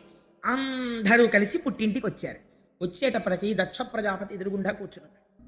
దక్ష ప్రజాపతి పరివారం అంతా కూర్చున్నారు. ఆ యాగం దేనికోసం చేస్తున్నాడు? శివుణ్ణి అవమానించడానికే చేస్తున్నాడు. వృషభవాహనం దిగి పార్వతీదేవి ఇంట్లోకి వస్తోంది. ఏ తల్లి అనుగ్రహం ఉంటే పసుపు కుంకాలు నిలబడతాయో, ఏ తల్లి అనుగ్రహం ఉంటే ఐశ్వర్యం వస్తుందో, అటువంటి తల్లి నడిచి వస్తోంది తన కూతురై దాక్షాయణి అని పేరు పెట్టుకుని. లేవలేదు, పలకరించలేదు. పలకరించకపోతే పోతనగారు అంటారు, ఆ తల్లి ఇంత కష్టపడి వెడితే చనుదించిన యమ్మగువను జననియు సోదరులు తప్ప సభలోని వారెవ్వరు దక్షుని భయము వలన అనయము పలుకరింపరైరి మహాత్మా. కనీసం ఆ దక్ష ప్రజాపతి యొక్క భార్య, అక్క చెల్లెళ్ళు తప్ప, అన్నదమ్ములు తప్ప దక్షుడు ఏమ్మా వచ్చావా అని కూడా అనలేదు. ఇంత ప్రేమగా చూసే తండ్రి అమ్మ నువ్వు వచ్చావా అమ్మ రా అని అనలేదు. ఇక్కడ భర్తని నిందించాడు. తను వచ్చింది, అమ్మ వచ్చావా అని కూతురు మీద ప్రేమ చూపించలేదు. చాలా బాధపడింది. ఆ తల్లి వచ్చింది, పిన్నులు వచ్చారు, అన్నదమ్ములు వచ్చారు, పలకరించారు. సభామంటపంలోకి వెళ్ళింది. ఒక్కళ్ళు ఆవిడ్ని పలకరించలేదు. ఎందుకు పలకరించలేదు? దక్షుని భయము వలన. ఎవరు పలకరిస్తే ఏం శపిస్తాడో, అవమానించడానికే కదా చేస్తున్నాడు యాగం. అందుకనే దానిలా తీరా వెళ్ళి ఎంతంత పాపం మూట కట్టుకుంటారో చూడండి. ఎవ్వరూ పలకరించకపోతే ఆవిడ చాలా ఖేదం పొందింది. ఆఖరికి యాగమంటపంలో అమ్మ అలా కూర్చో అని అనలేదు. అనకపోతే మణిభద్రుడు అన్నవాడు చూశాడు. అమ్మవారు ఉగ్రమైన తేజస్సుతో చూస్తోంది, సమస్త బ్రహ్మాండములను కాల్చేస్తుందా అన్నట్లు. ఇప్పుడు చూశాడు. చూసి విచ్చుకత్తులు పైకి తీశారు. సంపవతల పారేస్తాం దక్షుణ్ణి అన్నారు. అమ్మవారి కోపం. అమ్మవారు వారించి సంపకండి అని పిలిచింది. దక్షుణ్ణిలా రా. వచ్చాడు, నిలబడ్డాడు. ఏమిరా నీ అహంకారం? నీ చిత్తం వచ్చినట్టు కూశావా పరమశివుణ్ణి పట్టుకుని? ఇప్పుడు చెప్తున్నాను నీకు ఒక మాట. పరగచితాస్తి భస్మ నృకపాలధరున్ ఉగ్రపరేత భూచరుండని పిశాచయుక్తుడని శర్వున మంగళగాతలంపరెవ్వరున్ మరి అవ్వాక్పతి ముఖ్యులం మహాత్మ పాద సరోజ రేణువులు సమ్మతి దల్పరెమస్తకంబులం అని అడిగింది. నువ్వు మాట మాట్లాడితే ఒక మాట చెప్తున్నావని నాకు తెలిసింది. ఎప్పుడు మాట్లాడినా పరగచితాస్తి భస్మ, బూడిద రాసుకుంటాడు, భూతప్రేతాలతో తిరుగుతాడు, శ్మశానంలో ఉంటాడని కారు కూతలు కూస్తున్నావు శంకరుణ్ణి ఉద్దేశించి. నీ హద్దు నువ్వు తెలుసుకున్నావా? నీకెప్పుడైనా తెలుసా ఎందుకు తిరుగుతాడో? శివుడు పైకి ఎంత అమంగళంగా కనపడతాడో లోపల ఎంత మంగళకరుడో ఎప్పుడైనా విచారణ చేశావా? ఓరి చేతకాని చవట, శివుడే అంత అమంగళకరుడైతే ఆ వాక్పతి ముఖ్యులం మహాత్ము చరణ సరోజములన్ సమ్మతి దాల్పరే మస్తకంబులన్, ఏ చతుర్ముఖ బ్రహ్మ బొటనవేల్లోంచి నువ్వు పుట్టావో ఆ బ్రహ్మగారు పరమశివుడి యొక్క పాదరేణువుల్ని తల మీద చల్లుకుంటున్నాడు నాకు శక్తి రావాలని. బ్రహ్మగారిని చూసేనా నీకు బుద్ధి రాలేదరా? ఇంకా ఎందుకు మాట్లాడుతున్నావు? శంకరుడి గురించి తక్కువ చేసి ఎందుకు మాట్లాడుతున్నావు? శివ అన్న మాట నోటి వెంట వస్తే కొన్ని కోట్ల జన్మలలో చేసినటువంటి మహాపాతకములు దగ్ధమవుతాయి. అటువంటి శివనామాన్ని పట్టుకుని తక్కువ చేసి మాట్లాడతావా? కవి పుష్పంబగు అగ్ని మంచగు నాకూపారంబ భూమిస్థలంబగు శత్రుండతి మిత్రుడు విషము దివ్యాహారము నెన్నగా అవనీ మండలి లోపలం శివ శివేచ్ఛాభాషణోల్లాసకిన్ శివ నీ నామము సర్వవశ్యకరమౌ శ్రీకాళహస్తీశ్వర అంటాడు దూర్జటి. శివనామం చెప్పుకున్న వాడికి లోటు లేదు. కవి పుష్పంబగు, రాయి కూడా పువ్వు అయిపోతుంది, సముద్రము భూమి అయిపోతుంది, వజ్రము పూలదండ అయిపోతుంది. అంతటి అభయంకరుడై ఎవరి నామం చెప్పుకుని లోకాలన్నీ సంతోషపడిపోతున్నాయో అటువంటి మహాత్ముణ్ణి పట్టుకుని అనరాని మాటలంటావా? దాని లోపల ఉన్నటువంటి తత్వాన్ని తెలుసుకునే ప్రయత్నం చేయకుండా నీ చిత్తం వచ్చినట్టు మాట్లాడతావా? పైకి మాంసనేత్రమునకు ఏది కనపడుతోందో అది చూసి దాన్ని బట్టి నువ్వు మాట్లాడడం నేర్చుకున్నావా? ఇలా మాట్లాడవచ్చా? ఇదే నీకొక మాట చెప్తున్నాను. అసలు శాస్త్రమునందు సిద్ధాంతమేదో తెలుసా? ఆవిడొక మాట అడిగింది. భర్గు తిరస్కరించిన వారి జిహ్వ కోయవలయు. ఎవడైనా సరే శంకరుణ్ణి నింద చేస్తే వాడి నాలుక పట్టి పైకి లాగి కొండ నాలుక వరకు కత్తితో కోసివేయవచ్చు. అటులు చేయకుంటివేని కర్ణరంధ్రములు మూసి వెడయవలయననుచు ధర్మదులు పలికిరనగా. అలా నీకు చెయ్యడానికి అధికారం లేకపోతే, ఎదుటివాడి నాలిక కోసేయకూడదు, నాకు అధికారం లేదనుకుంటే, ఉత్తర క్షణం ఎక్కడ శివనింద జరిగిందో అక్కడ చెవులు మూసుకుని బయటికి వెళ్ళిపోయి ఆ రోజు అన్నం తిండం మానేయాలి ప్రాయశ్చిత్తంగా. అలా చేయకపోతే వాడు అధమాధముడైపోతాడు. అలా మాట్లాడకూడదు శంకరుడి గురించి. నువ్వెందుకు మాట్లాడుతున్నావు ఇలాగా? ఇంకొక మాట చెప్తున్నాను. జనుల అజ్ఞానమునన్ భుజించిన జుకుప్సంబైన అన్నంబు సయ్యన వెళ్ళించి పవిత్రుడైన గతి. ధర్మాత్ముండు ఈశ్వరుడు అఘను దుష్టాత్ముండవై నిందించిన నీ తనూభవయనంగా నోర్వ ఈ హేజభాజనమైన శరీరమును విడిచి భాస్వచ్ఛుద్ధి ప్రాపించదన్నది. నువ్వు దుర్మార్గుడివి, దుష్టాత్ముడివి. అందుకే శంకరుణ్ణి నింద చేశావు. జనుల జ్ఞానమునం భుజించిన జుగుప్సంబైన అన్నంబు సయ్యన వెళ్ళించి. తినకూడని అన్నం తినేశాడు. తీరా తెలిసింది ఆ పులుసులో బల్లి పడిపోయింది. వెంటనే ఏం చేస్తాడు? నోట్లో వేలు పెట్టుకుని కక్కేస్తాడు. అలా నేను ఇవాళ ఒక నిర్ణయం తీసుకున్నాను.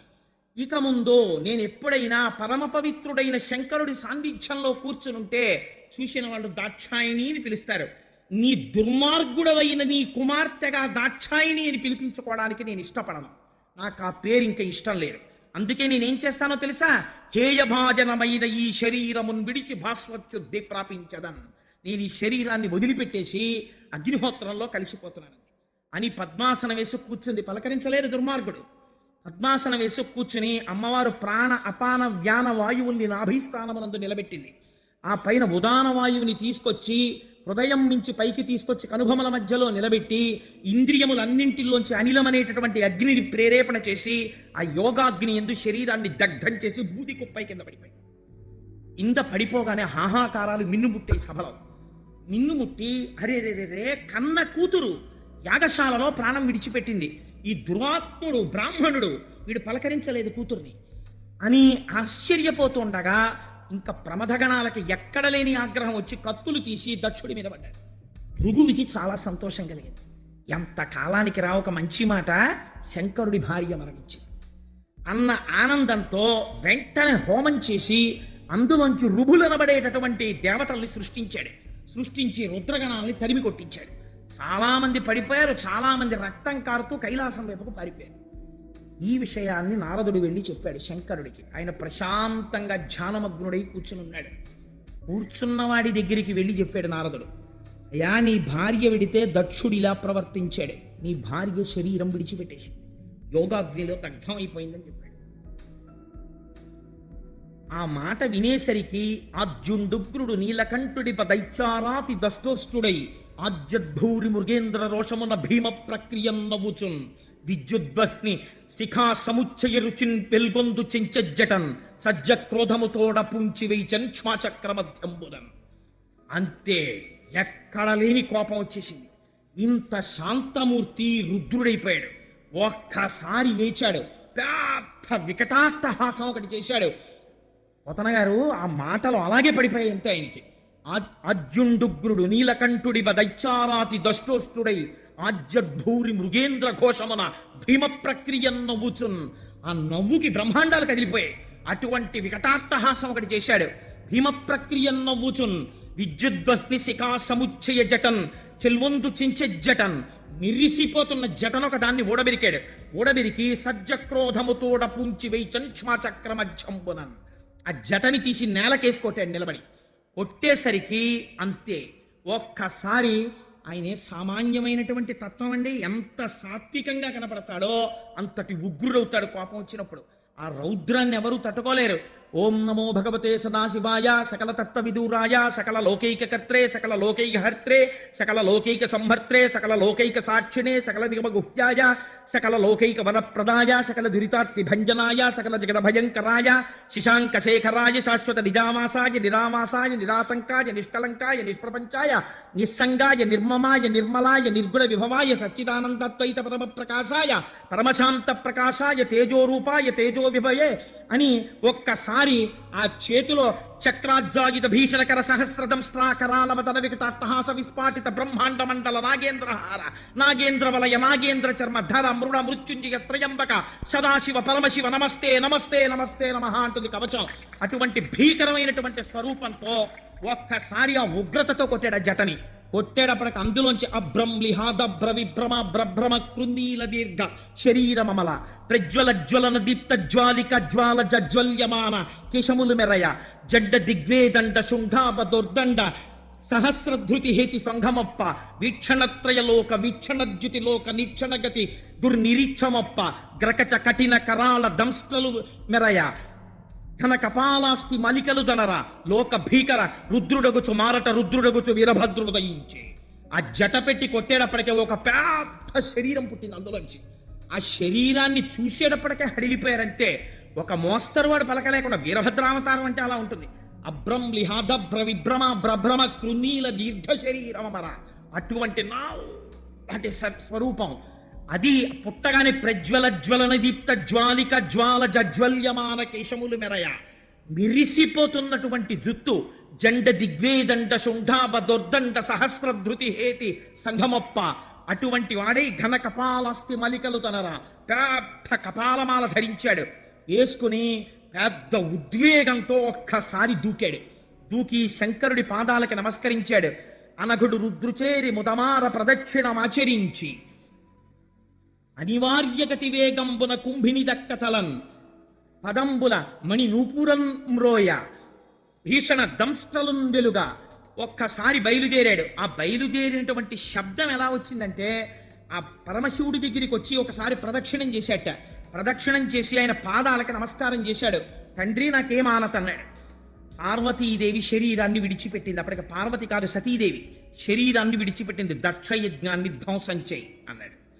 అనగానే ఆయన కాళ్ళకి ఉన్నటువంటి ఆ మణి మంజీరములు పెద్ద ధనులు చేస్తున్నాయి. ఆ ధనులు చేసేటట్టుగా ఒక్కసారి భీషణ ధనుల్ మెరయ పెద్ద పెద్ద ధనులు వచ్చేటట్టుగా కృతాంత కాంత శితస్ఫుట శూలము పట్టి చెచ్చరన్ ఒక పెద్ద శూలం పట్టుకుని బయలుదేరాడు. ఎలా ఉంది ఆ స్వరూపం?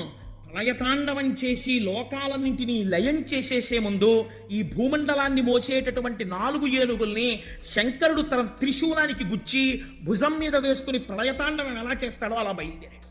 బయలుదేరితే ఆ ధ్వనితో ప్రమదగణాలన్నీ వచ్చేస్తున్నాయి. వచ్చేస్తుంటే యాగంలో ఉన్న వాళ్ళు విన్నారు ఆ శబ్దాన్ని. విని ఏమిట్రా ఈ శబ్దం, ఇంతకు ముందు ఎప్పుడూ వినలేదు, ఏం జరుగుతోంది అన్నారు. దక్ష ప్రజాపతి భార్య అనుకుంది ఉపద్రవం వచ్చేసింది, మా ఆయన చెయ్యకూడని పని చేసేసాడు అనుకుంది. ఇంతలోకి అక్కడ ఉన్న వాళ్ళందరూ అనుకున్నారు, ఒరే ఎటువంటి వాడరా మహానుభావుడు, అట్టి దేవుని ఈశ్వరు అభవు సద్గుణశాంద్రు అటువంటి వాణ్ణి రోషింపచేసిన మనకు కల్గునే మంగళములు పద్మ గర్భునకునైనా అటువంటి దేవుడు పిలిస్తే చాలు శంభో శంకర అంటే చాలు ప్రసన్నమైపోతాడు. అటువంటి వాణ్ణి రోషింపచేశాం, కోపం వచ్చేట్టు చేశాం. ఇక్కడండి ఒక పెద్ద రహస్యాన్ని దాచారు. శంకరుడికి రోషం రాదు, ఏం చేసినా రాదు. అలా వచ్చేస్తే జ్ఞాని ఎందుకు అవుతాడండి? భర్గతత్వం పోలేదు. మరి ఇక్కడ పోయిందా లేదా? కోపం వచ్చేసి, ఏమండి మీరు అంత నూరేసు చెప్పారే ఇంతటిదాకా భర్గుడు భర్గుడు భర్గుడని, మరి ఇప్పుడు కోపం వచ్చింది కదా అని మీరు అడగచ్చు. ఇక్కడ వేదం ఏం చెప్పిందో తెలుసా అండి? పిల్లలు గాడి తప్పిపోతే, పిచ్చ పిచ్చ మాటలు మాట్లాడడం మొదలెడితే, పార్టీలు కడితే, లేనిపోనిటువంటి విషయాల్ని తీసుకొస్తే ఈశ్వరుడి విషయంలో భగవంతుడు రుద్రుడవుతాడు. పిల్లలకి బుద్ధి చెప్పించవలసి వచ్చినప్పుడు అమ్మవారు శివా విశ్వస్య భేషజీ, పిల్లలకి ఒక రోగానికి ఓ మందు వెయ్యాలనుకుంటుంది. ప్రశాంతంగా కూర్చున్న తండ్రిని రేకెత్తిస్తాడు. అప్పుడు ఆయన ఏమవుతాడు? శివుడు రుద్రుడవుతాడు. అప్పుడు ఎవరాపలేదు, అప్పుడు అనుభవిస్తాడు. ఆ రుద్రుడై వస్తాడు. వస్తే ఏమైంది? వీరభద్రుడు ఉదయించాడు. అసలు ఆయన రానేలేదో జటెట్టి కొట్టాడంతే. ఇంకా ఆయనే వస్తే ఎలా ఉంటుందో ఆలోచించండి. కొడితే అందులోంచి వీరభద్రుడు పుట్టాడు. కాబట్టి ఇప్పుడు మళ్ళీ ఎవరు ఆపాలి? మళ్ళీ ఆ రుద్రుణ్ణి శివుడు ఎవరు చేయాలి? శివా రుద్రస్య భేషజీ, మళ్ళీ ఆ రుద్రుణ్ణి శివుడిగా ఆవిడే చెయ్యాలి. ఎక్కడ చేసింది?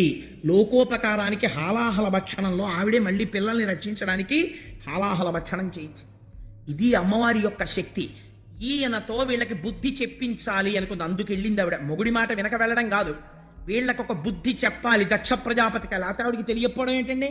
వెళ్ళి ఆవిడ శరీరం వదిలిపెట్టింది ఇప్పుడు, కానీ లేవడు రుద్రుడు కాడు. ఆవిడ ఎప్పుడు శక్తి స్వరూపంగా అయ్యవారితోనే ఉంటుంది. అంతే వీరభద్రుడు వచ్చేశాడు. వచ్చేసి యజ్ఞమంటపాలన్నీ పడగొట్టేశారు. ఎంత గొప్ప యజ్ఞధ్వంసమో పడగొట్టేశారు. ఆ అగ్ని కార్యం చేసేటటువంటి మంటలు లేస్తున్నాయి. ఈ మంటలకి గౌరవం ఏమిట్రా అన్నారు. ఈ అగ్నిహోత్రుడు రుద్రుడు లేని యాగం జరుగుతుంటే ఇంత సహకరించి హవిస్సులు తీసుకెళ్తుండడమా? సిగ్గుండక్కర్లేదు అని మూత్రం పోసి ఆపేశారు ఆ యజ్ఞ అగ్నిహోత్రంలో ఉన్న ఆ యజ్ఞగుండాల్లో ఉన్న అగ్నిహోత్రాన్ని ఆపేసి భృగువు దగ్గరికి వెళ్ళాడు నందీశ్వరుడు. ఏమిరా నువ్వేనా ఆనాడు సభలో శంకరనింద జరుగుతుంటే ఇలా ఇలా కళ్ళెగరేసిన వాడివి నువ్వే కదా, ఇప్పుడు అనుభవిస్తావు దానికి శిక్ష అని గడ్డం కింద ఎడంచెయ్యేసి పట్టుకుని ముంజికాయని బొటనవేలు పెట్టి పైకెత్తేసినట్టు బొటనవేలుతో 2 గుడ్లు ఉత్తరించేశాడు. 2 కళ్ళు ఊడి కింద పడిపోయిన తర్వాత ఆ మీసాలు గడ్డాలు పట్టుకుని పీకేశారు పూర్తిగా. మీసం ఊడిపోయింది, గడ్డం ఊడిపోయింది. నెత్తురోడుతూ కింద పడిపోయాడు, కళ్ళు కనపడకుండా. పూష అనబడేటటువంటి సూర్యుడున్నాడు, ఆయన దగ్గరికి వెళ్ళారు. ఏమయ్యా నువ్వు శంకరనింద జరుగుతుంటే పెద్ద నోరు తెరిచి నవ్వావు, ఇప్పుడు నీకు శిక్ష చూడని ఆ నోటిని గట్టిగా పట్టుకుని నొక్కారు. ఆయన 2 దవడలు తెరిచాడు. పూషదంత భిదవ్యగ్రో దక్షాత్తర హరోహర భగనేత్ర భిదవ్యక్త సహస్రాక్ష సహస్రపాత్ అని పేరు ఆయనకి. ఆ పళ్ళన్నీ పీకేశారు. పీకేస్తే బోసినోరు అయిపోయింది. అన్ని పళ్ళు పీకేసి నెత్తురు కారిపోతున్న నోటితో పూషణ వదిలేశాడు. ఆఖరికి వీరభద్రుడు ఈయన దగ్గరికి వెళ్ళాడు, దక్ష ప్రజాపతి దగ్గరికి వెళ్ళి కింద పారేసి గుండెల మీద ఎక్కి కూర్చుని కత్తితో కంఠాన్ని కోసేశాడు. ఆ కంఠం తెగలేదు. ఆశ్చర్యపోయాడు. శరీరం అంతా మంత్రపూతమైపోయింది. ఎలా తుంచాలనుకున్నాడు. యజ్ఞ పశువు యొక్క శరీరాన్ని ఎలా తుంచేస్తానో అలా తుంచేస్తాను ఈ దుర్మార్గుడు శివనింద చేసిన అని గుండెల మీద కుడికాలు వేసి తొక్కి పెట్టి తోటకూర కాడ తిప్పేసినట్టు కంఠాన్ని తిప్పేసి ఊడబెరికేసి దాన్ని తీసుకెళ్లి యజ్ఞంలో జరుగుతున్న అగ్నిహోత్రంలో పారేశాడు. యజ్ఞంలో కాలిపోయింది. తల లేనటువంటి మొండెం పడిపోయి ఉండిపోయింది. బ్రాహ్మణులు చూసి హాహాకారాలు చేశారు. దారుణం రాయిది, ఇంత గొప్పగా దక్షయజ్ఞ ధ్వంసం జరిగిపోతోందని. ఎక్కడి వారాలు అక్కడ కాకావికలై పారిపోతున్నారు. దారి దొరికితే చాలని పారిపోతున్న వాళ్ళని రాళ్ల పెట్టి కొడుతున్నారు. రక్షించిన వాడు లేడు. జ్ఞాపకం పెట్టుకోండి. శివనింద ఎంత ప్రమాదకరమో, భగవంతుని యందు భేదదృష్టి ఎంత ప్రమాదకరమో పోతన గారు వ్యాసుల వారు భిక్ష పెట్టి చెప్తున్నారు జాతికి. ఈశ్వరుణ్ణి ఒక్కడిగా చూడడం నేర్చుకో, లేకపోతే పాడైపోతావు అని. ఏమైంది? అప్పుడు అందరూ కలిసి చతుర్ముఖ బ్రహ్మగారి దగ్గరికి పరిగెత్తారు. పరిగెత్తి ఆయన దగ్గరికి వెళ్ళాయా, పాపకర్మ చేసేసాం, చెయ్యకూడనటువంటి పని చేశాం, అక్కడ జరుగుతున్నటువంటి పరమశివుడికి హవిర్భాగములు లేనటువంటి యజ్ఞాన్ని చేశాం, దానివల్ల ఇంత ఉపద్రవం వచ్చింది, ఏం చెయ్యమంటావని అడిగారు. ఆయన అన్నాడు, మీకు అసలు బుద్ధుందిరా? మీరు క్రతుభాగా రుండగు ఈశ్వరుడు పశుపతి శర్వు భర్గు దూరీకృత యజ్ఞభాగుని చేసిన మీరు యతిదోషులు దుర్మతులకు మీరింకన్ అన్నాడు. పరమేశ్వరుడికి యజ్ఞంలో హవిస్సులు లేకుండా యజ్ఞం చేశారా? కాల్సన ఎందుకురా యజ్ఞం అని అడిగాడు. ఎందుక యజ్ఞం, ఎందుక దుర్మార్గపు యజ్ఞాలు మీకు? చేస్తే యజ్ఞం సరిగ్గా చెయ్యాలి, అంతేకాని యజ్ఞం చేసి కాసేపు శంకరనింద చేయడం కోసం శివనింద చేయడం కోసం యాగాలు యజ్ఞాలా? ఎవడు చెప్పిన యజ్ఞాలు మీకు యజ్ఞాలు? మీరు చేసిన పని వల్ల మీరు దుర్మార్గులైపోతారా, పాడైపోతారా? అయ్యా పాడయ్యపోయాం, సావగొట్టేశారు, భృగువుకి కళ్ళు పోయాయి, పూషకి దంతాలు పోయాయి, మాకు ఒళ్ళంతా దెబ్బలు నెత్తుర్లు కారిపోతున్నాయి, చాలా మంది అక్కడే పడిపోయారు. ఇప్పుడు తిన్నది చాలు, నువ్వు తిట్టింది చాలు, మాకు మార్గం చెప్పన్నారు. ఒక్కటే మార్గం, ఎవరి పట్ల తప్పు చేశారో వాడి దగ్గరికి వెళ్ళి పడిపోండి. ఎందుకో తెలుసా? ఆయన ఒక్కటే, ఆయన దగ్గర ఉన్న లక్షణం జగత పితరౌ వందే పార్వతి పరమేశ్వరవు. ఎన్ని తప్పులు చేసినా వెళ్ళి ఆయన కాళ్ళ మీద పడిపోతే మళ్ళీ రక్షిస్తారు అన్నారు. అయ్య బాబోయ్, కైలాసం వైపుకి వెళ్ళడమే అడిలిపోతున్నా, నువ్వు రా మాతో అన్నారు. సరే పదండి అని చతుర్ముఖ బ్రహ్మగారు తీసుకెళ్లారు. తీసుకెళ్ళిన తర్వాత కైలాస పర్వతాన్ని వర్ణన చేస్తారు. అక్కడ ఎందరో సిద్ధులు, సాధ్యులు, తపస్సు చేసుకునే వాళ్ళు, దేవకాంతలు, చెట్లు, కలకూజితాలు, పక్షులు, మానస సరోవరం, అక్కడ ప్రవహిస్తున్నటువంటి నదులు, అందులో ఉండేటటువంటి హంసలు, ఆ రాచిలుకలు, అంతఃపురాలు, ప్రమదగణాలు, పరమ పవిత్రమై శంకరుడి చేత జ్ఞానబోధ చేయించుకుంటున్నటువంటి మహర్షులు, ఋషులు, సనకసనందనాదులతో ఉంది. అటువంటి కైలాస పర్వతం మీదకి వెళ్ళారు. వెళ్ళేటప్పటికీ అత్యంత ప్రశాంత చిత్తుడై, ఎట్టి పరిస్థితులలోనూ సూర్యకిరణం పడడానికి వీలు లేనంత పెద్దది పెరిగిపోయినటువంటి ఒక రావి చెట్టు కింద మౌనవ్యాఖ్యా ప్రకటిత పరబ్రహ్మతత్వం యువానం వర్షిస్తాంతే వసదృషిగణైరవృతం బ్రహ్మనిష్టై ఆచార్యేంద్రం కరకలిత చిన్ముద్రమానందరూపం స్వాత్మారామం ముదితవదనం దక్షిణామూర్తిమీడే. ఆయన కుడికాలు మీద ఎడమ పాదం పెట్టుకుని ఎడమ చేతిని తీసుకెళ్లి మోకాలు మీద పెట్టుకుని ఇలా చిన్ముద్ర పట్టి తన చుట్టూ కూర్చున్నటువంటి సనక సనందనాదులందరికీ మౌన వ్యాఖ్యతో జ్ఞానబోధ చేస్తున్నాడు. ఆయన ముఖమునందు ఏమాత్రము రోషము కాని కోపము కాని లేదు. వెయ్యవలసిన శిక్ష వేసేశాడంటే అక్కడతో వేసేశాడు. కూర్చుని చక్కగా జ్ఞానబోధ మౌనంగా చేస్తున్నాడు. సనక సనందనాది మహర్షులందరూ ఆయన దగ్గర జ్ఞానబోధ తెలుసుకుంటున్నారు. నీకెందుకు వచ్చిన గొడవ, లేనిపోని గొడవ, శివనింద చేయడం? చతుర్ముఖ బ్రహ్మగారు వెళ్ళి పరమశివుడి ముందు నిలబడి స్తోత్రం చేశారు. అయ్యా, పిల్లలు తెలియదు, నీ పట్ల దోషం చేశారు, నువ్వు సాక్షాత్తు పరబ్రహ్మానివి, సృష్టి స్థితి లయ మూడు నీ యందు జరుగుతుంటాయి. తెలియనటువంటి వాళ్ళు ఈ రకంగా నీ పట్ల అపచార బుద్ధితో ప్రవర్తించారు. స్వామి, వీరిని క్షమించు, నువ్వెవరో నాకు తెలుసు అన్నాడు బ్రహ్మగారు. అని ఒక్క మాట చెప్తాను, ఒక్క పద్యం చాలండి. ఎంత గొప్ప పద్యం చెప్పాడంటే, స్వామి నువ్వెవరో తెలుసా? నిరంతరము కూడా అనయము వీడకయుండన్ ఎవ్వరినీ కూడా విడిచిపెట్టకుండా ఉంటూ శివశక్తి రూపమున క్రీడ సల్లుపు, శివశక్తుల యొక్క రూపంలో క్రీడ సల్పుతూ ఈ జగమంతా నటరాజతత్వంలో కదులుతూనే ఉంటుంది. అందుకే నటరాజస్వామి ఒక చేతిలో ఢమరుక పట్టుకుంటారు. ఢమరుక పట్టుకుంటే ఢమరుక మోగితే ఆకాశ గుణకం, అందులోంచి శబ్దం ఆకాశతత్వం, అంటే ఆయన సృష్టి చేస్తాడు. ఆయన ముఖం నవ్వుతూ ప్రసన్నంగా ఉంటుంది, అంటే ఆయన స్థితికారకుడు. ఆయన ఇటువైపు చేతిలో అగ్నిహోత్రాన్ని పట్టుకుంటాడు, అంటే లయకారకుడు.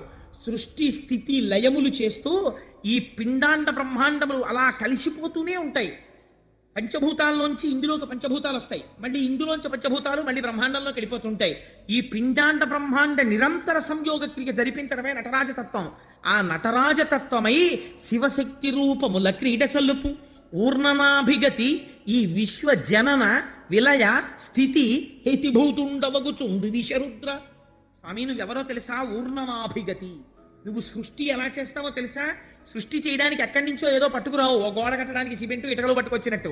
ఊర్ణనాభిగతి. ఒక సాలెపురుగు ఓ గోడ మీదకి వస్తుంది, వచ్చి ఇక్కడ గూడు కడదాం అనుకుంటుంది. అలా అనుకోగానే దాని నోట్లోంచి లాలాజనం వస్తుంది. ఆ ఉమ్మితోటి తీగ చేసి గూడు కట్టేస్తుంది. గూడు కట్టేసి ఆ గూడు మధ్యలో కూర్చుంటుంది. ఓ 2-3 రోజులు ఉంటుంది. ఏమిటి గూడు వెళ్ళిపోదాం అనిపిస్తుంది. ఆ గూడు తానే అటు ఇటు చిందరవందరగా చింపేస్తుంది, ఊడగొట్టేస్తుంది, వెళ్ళిపోతుంది. అలా నువ్వు కట్టు, నువ్వు పాడిచే, నువ్వు తిరుగా గూట్లో, నీ వల్ల కాదు. ఊర్ణనాభిగతి. నీకు వేరే ఉపకరణాలు ఉండవు, నీ అంత నువ్వు సంకల్పం చేసి లోకాన్ని సృష్టి చేస్తావు, నీవే ఇంతగా పరిణమిస్తావు. ఆ ఆఖరణ నువ్వే లయం చేసేస్తావు. మైనపు ముద్ద నల్లపూసల్లో తిరిగి అంటించుకున్నట్టు నీలోకి లోకాల్ని తీసేసుకుంటావు. అటువంటి వాడివని తెలియక నీ యందు భేదబుద్ధితో ప్రవర్తించారు. స్వామి వీళ్ళని అనుగ్రహించు. అప్పుడు వీళ్ళందరూ అయ్యా మా వల్ల పొరపాటు జరిగిపోయింది క్షమించమని స్తోత్రం చేశారు. చేస్తే మహానుభావుడు భోళాశంకరుడు కదా, అభయంకరుడు, ఆయన అన్నాడు మీ అందరికీ అభయం ఇస్తున్నాను, యజ్ఞం మధ్యలో ఆగిపోకూడదు. ఎంత ధర్మాత్ముడో చూడండి. యజ్ఞము నడిపించండి. ఎవరు యజ్ఞము చెయ్యాలో ఆ దక్ష ప్రజాపతికి ఇవాళ ముఖం లేదు, తీసేశాడు వీరభద్రుడు. అందుకని ఒక గొర్రె ముఖాన్ని తీసుకెళ్లి అతికించండి. ప్రజాపతులలో దక్ష ప్రజాపతి ఇలా గొర్రె ముఖంతో ఉంటాడు. ఎందుకో తెలుసా అండి? దేనిపోని శివనింద చేసినందుకు నాకు ఈ గొర్రె ముఖం వచ్చింది సుమా అని చెప్పడానికి దక్ష ప్రజాపతి గొర్రె ముఖంతో ఉంటాడు. అప్పుడు మిగిలినటువంటి యజ్ఞ భాగాన్ని పూర్తి చేస్తాడు. ఊష తాను ఏదైనా తినవలసి వచ్చినప్పుడు యజమాని యొక్క దంతములతో తింటాడు. భృగువుకి నేత్రములు ఇస్తాను, కానీ తాను తినవలసినటువంటి హవిస్సులు భృగువుకి కనపడతాయి ఇంక నుంచి. అని ఎవరెవరు దెబ్బలు తిన్నారో, ఎవరెవరికి అంగవికలురయ్యారో వాళ్ళందరికీ మళ్ళీ తిరిగి స్వాస్థ్యమును ప్రసాదిస్తున్నాను. ఈ యజ్ఞమును మీరందరూ కూడా సంతోషముగా పూర్తి చేసుకోండి అని మళ్ళీ ఎవరెవరు ఇబ్బంది పడ్డారో వాళ్ళందరికీ వరాలు ఇచ్చేశాడు. అందరూ సంతోషంగా స్తోత్రం చేస్తుంటే అప్పుడు దక్ష ప్రజాపతికి ఓ గొర్రె తలకాయ తీసుకెళ్లి పెట్టారు. తంగుని లేచి నిలబడ్డాడు. నిలబడి పరిగెత్తుకుంటూ కైలాసానికి వచ్చాడు. వచ్చి అప్పుడు శంకరుణ్ణి చూసి ప్రార్థన చేశాడు. అయ్యా నీకపరాధుడనగునను దండించుట దండనము కాదు మదిన్, నన్ను రక్షించుటగా తలతను అభవ ఈశపురహర రుద్ర. స్వామి నువ్వు నన్ను దండించడం నేను దండనగా భావించట్లేదు, దీన్ని రక్షణగా భావిస్తున్నాను. దీని వలన ఇంకా భవిష్యత్తులో ఎప్పుడూ ఎవ్వరూ ఇటువంటి అపరాధములు చేయకుందురుగాక, అందరూ తెలుసుకుంటారు. అందుకని నువ్వు నన్ను రక్షించిన వాడిగా భావిస్తున్నాను, స్వామి నన్ను మన్నించు అని నమస్కరించాడు. సరే వెళ్ళి ఆ యాగాన్ని పూర్తి చెయ్యి అన్నాడు. ఆ యాగం పూర్తి చెయ్యడానికి వెళ్ళిపోయారు. పోతనగారు అంటారు, ఈ ఆఖ్యానము చదివిన వినిన ధీమంతులకున్ భీమతులై వినిన జ్యుతిమంతులకున్. జ్యుతిమంతుడు అంటే రాగద్వేషాలు లేకుండా ఉన్న సత్యాన్ని ఉన్నట్టు గ్రహించడానికి యథార్థ బుద్ధితో నిష్కల్మష చిత్తంతో కూర్చుని విన్నటువంటి వాడు ఎవడున్నాడో అటువంటి వాడికి ఆయువు ధనమును కల్గును. ఏదైనా రోగాలు వచ్చి వాడికి అపమృత్యు దోషం ఉంటే అటువంటి అపమృత్యువు పోయి ఆయుర్దాయం నిలబడుతుంది. దరిద్రుడైన వాడుంటే వాడికి ధనము కలుగుతుంది. వాయును దుఃఖములు తొలగు భవబంధములున్, వాడికి ఉన్నటువంటి సంకటములన్నీ తొలగిపోతాయి. తొలగిపోయి చిట్ట చివర వాడికి ఉన్న భవబంధములు నశించి ఎవరు దక్షయజ్ఞ ధ్వంసమును వింటున్నారో అటువంటి వారికి తుట్ట ఊపిరి తీస్తున్నప్పుడు ఈశ్వరానుగ్రహం కలిగి వారు శివనామము చెప్తూ కైవల్యమును పొందగలరు. అటువంటి గొప్ప ఫలితాన్ని దక్షయజ్ఞ ధ్వంసమునకు ప్రకటించారు. అంత గొప్ప ఆఖ్యానమై తర్వాత అప్పుడు వెళ్ళి యజ్ఞాన్ని పూర్తి చేసి శ్రీమన్నారాయణుడిని స్తోత్రం చేస్తే అప్పుడు శ్రీమన్నారాయణుడిగా ప్రత్యక్షమయ్యాడు. ఇప్పుడు చూడండి, ఒక బ్రహ్మమే శివుడిగా కనపడుతుంది, ఒక బ్రహ్మమే విష్ణువుగా కనపడుతుంది. అప్పుడు మళ్ళీ శ్రీమన్నారాయణుణ్ణి స్తోత్రం చేసి స్వామి నువ్వు యజ్ఞ భర్తవి, యజ్ఞభృత్ యజ్ఞకృత్ యజ్ఞీ యజ్ఞభుక్ యజ్ఞ సాధన అని ఆయనకి నమస్కరించారు. ఇవాళ Daksha If you like this video, hit the like button. For more videos, subscribe.